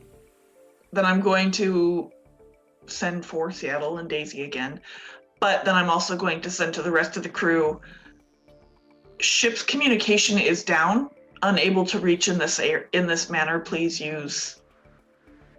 Are we just calling them thumb comms? Is that where? Sure, thumb comms. Use your thumb comms for communication. When emergency strikes, trust ThumbCom. Also, any living creatures that do not have a suit need to have access to oxygen at some point as well. Oh no, the rooster. Oh no! Oh, no. Oh no! No! Seattle goes and moves the rooster into our new hydroponics bay and closes Okay. the vents. Very nice. So it'll be in a place that has something producing oxygen at least. So at that point, it's been maybe 5 minutes since life support stopped working. Where is everyone currently located? At the bridge. Annie is probably at the bridge with Cap. I figure Sparky's in the cargo hold, trying to figure out if there's anything else they can get together if they need to evac the ship right away. Okay. Annie's still what- trying to help Captain try to locate where, like, if there's any damage. Okay. So we've got Captain and Annie at the bridge. Seattle is in the hydroponics bay. Sparky's in the cargo bay. Daisy's in the shuttle bay. And I think Seth and Liam are probably in the crew quarters. And that's when all of the bulkheads on the ship close and lock shut, effectively separating all of you. And then that's where we'll end the session. Going into the penultimate next week with that. I hate that, and I hate you. I'm never coming back. Thanks, I love it. An avocado. Annie climbs out through Cruel a and window unusual. somewhere and jumps ship. Also, Lisa, you can tell Dallas that it's happening now. You What? You motherfucker. You son of a bitch! Kill him! Robert! Kill him! I am Dallas, so what did you torn. do? I'm so torn between being so pissed off and so impressed. Dallas, what did you do? No. I'm You know what you elaborating- did! Oh, somebody's on the couch tonight. He wanted to give me an idea of something that could happen, and I've been sitting on it for like 3 weeks because there hasn't really been a good opening for it. I am elaborating on it a bit, so it's not exactly the same thing, but it's pretty darn close. So So Lisa, if I decide to take a little trip, do you think I could stay with you? And absolutely not kick the shit out of Dallas. That's not what not what I want at all. But if I do decide to go down your way, would that be cool? Can I stay with you? Yeah, sure. I'm absolutely not going to beat him up. It's fine. You just want to talk? I do. I just want to talk. Yeah. Yeah, I want to just talk to him too. just want to talk to him. I just want to talk to him. It's fine. I just want to talk to him. Why are you Talk. grabbing a chainsaw? Only I just want talking. to talk to him. Only talking. There's only talking here. It's fine. Oh god. So yeah, next week will be the penultimate for this season of Animus. And to recap, we've got Android and Annie on the bridge locked in. We've got the doctor locked in the infirmary. Seattle's locked in the hydroponics bay. Liam and Seth are locked in crew quarters. Daisy's locked in the shuttle bay because she was going to get a suit. And Sparky is locked in the cargo bay. Cargo bay, yeah. Life support has failed and Chip's comms has failed. And that's what we're walking into next week. So be sure to check it out. It's gonna be great. Nothing bad is It's gonna happen. I'm putting the raid cry as what's wrong with jeggings? It just reminds me of that audio that's just like, "Look at me, Jesus."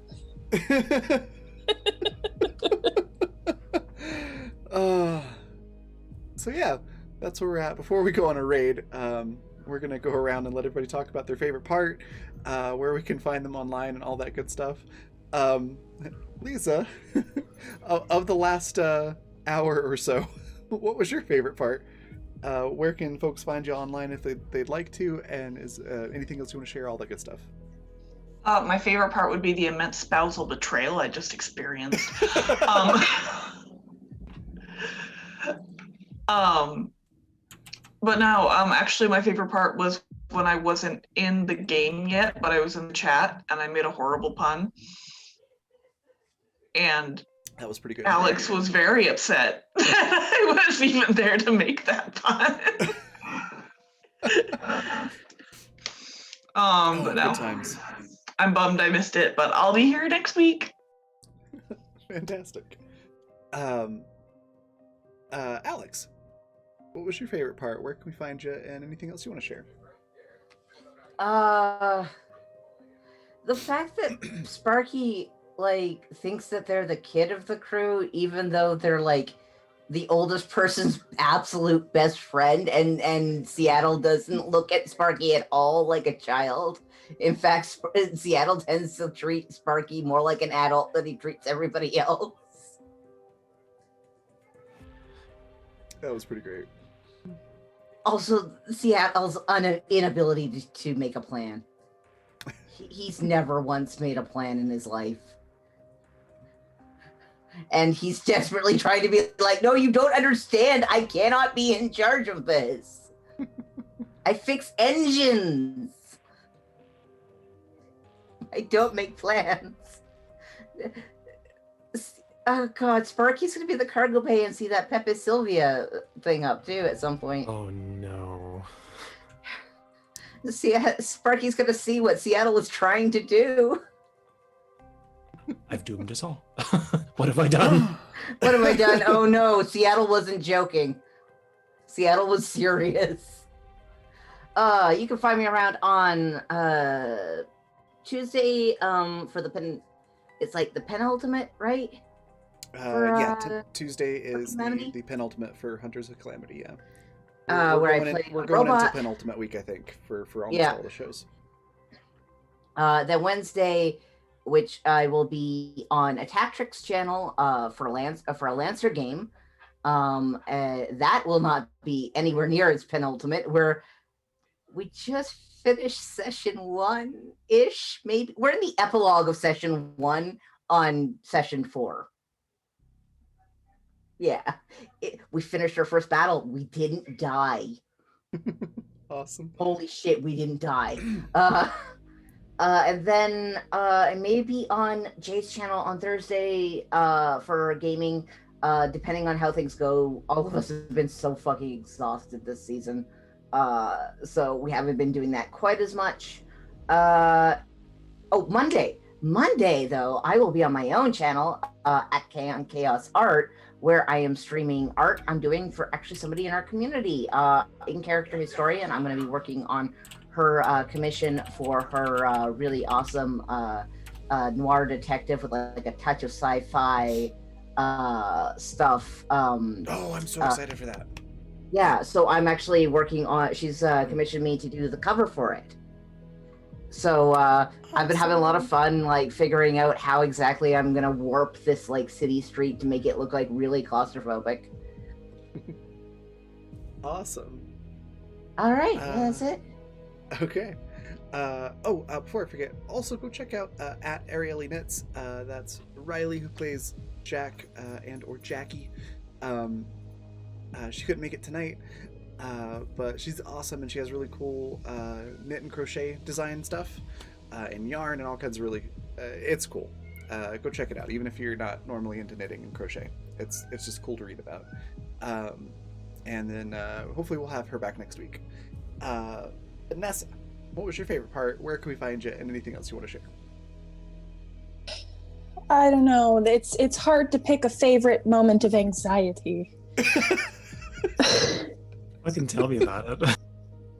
Constant anxiety. I did really enjoy that Sparky and Annie got to interact a little bit more. That's always really fun, and I really love Sparky. And Jay plays them very well, so I'm always real happy when Annie gets to talk to the crew a little bit more, despite her antisocial tendencies. But why does she hate jeggings? She doesn't. She just thinks there are tons more fashionable clothing items to be worn. So she thinks Daisy's unfashionable. Got it. Yes. You can tell Daisy I said that. Was that about snubbing earlier? Right? There's nothing wrong with Daisy's outfit. Annie was upset because it was a different outfit and a different look than the little tiny bumblebee she was gonna give her on a hair clip. Wasn't about what specifically Daisy was wearing, but the fact that it was different than usual. But Vanessa, so what's wrong with jeggings? There's nothing wrong with jeggings. Sorry. Oh my god. I mean, Annie probably wouldn't wear jeggings, but you know. Yeah. That's just Annie. But there's nothing wrong with jeggings. If you guys like to wear jeggings, that's totally fine. No disrespect, no judgment. You wear the hell out of those jeggings. You probably look damn fine in them. So everybody's fine with the jeggings. What were we saying? Right. No, but the ending, that chef kiss, loved that. Super anxious. Can't wait for next Saturday. That's gonna be fun. But as for me, you can find me here next on Wednesday for the next episode of Exodus. I did originally have a really good spot for us to end the first season. I don't think we're gonna make it there because we've spent literally 10 years in the same spot fighting the same enemies these past few weeks. But you know, it's fine. We'll get to all of that in good time. But then, yeah, again, next Saturday for more Animus. Awesome. I'm sorry we're such a herd of cats on Wednesdays. You know what? It's going a lot smoother than I anticipated, and that's saying something, so I'll take it. We are legitimately a herd of cats, though. We're a mess. Yeah, considering Niklaus goes, is that movement? I'm going to get it. Murder time? What? Jay, what was your favorite part? Where can we find you? And anything else you want to share? God, I don't know. I think I'm with Vanessa on this one. Getting to interact with Annie more was always a pleasure when it's not antagonistic. I mean, it is to a degree when it's antagonistic because that's just how things end up playing. But I like getting to see more of Annie, even when it's not just someone else interacting, even when it's like Annie and Liam. I think it's really cool to see more of these soft moments with the characters because we see them up against the wall like 9 times out of 10 in this game, but we rarely see them interacting with their past in a positive way. that was really touching. Like the puzzle box and kind of like spending the whole day playing with Liam on that felt really good in a way that still kind of offsets the awful anxiety that the ending of the episode put into my chest like a bomb. Yeah, it's always nice to see that kind of character, not just development, but like growth from that kind of horrible past that we've all had. So yeah, I would say that was my favorite part. Also, I didn't mean to cry, but it happened. What are emotions, kids? I don't know. Where you can find me next is potentially Thursday. Potentially, I don't know. And other than that, you can find me again on Saturday. I'm still not really on Twitter, but if you haven't checked out the Cryopod 9 Twitter, check it out because it's going hog wild. It's good. It's doing things. It's really good. Yep. It got away from me. I may be putting out a book of robot poetry in the future. We'll see. Let me, I will grab the link for that, by the way. For Cryopod 9. If you're not following it and you are a fan of this show, go follow it right now. It's amazing.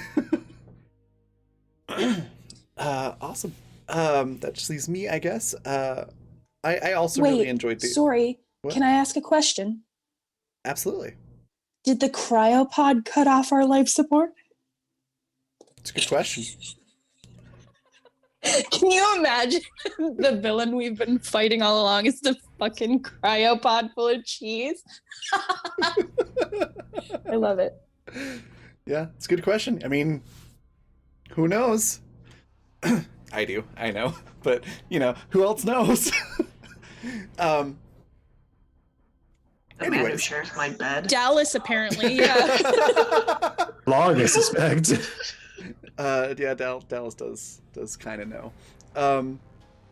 Anyways, I really enjoyed the character interaction moments as well, like Annie and Liam and Seattle and Daisy. That was really fun.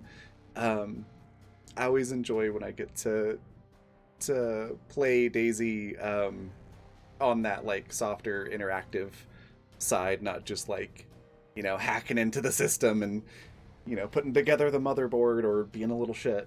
Although her being a little shit's a lot of fun too.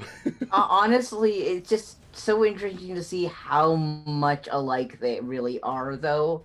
In a way, I think she didn't get to see much of with Guy, because Guy was very private about themselves and was very reserved. But Seattle is basically Guy without any of those hangups.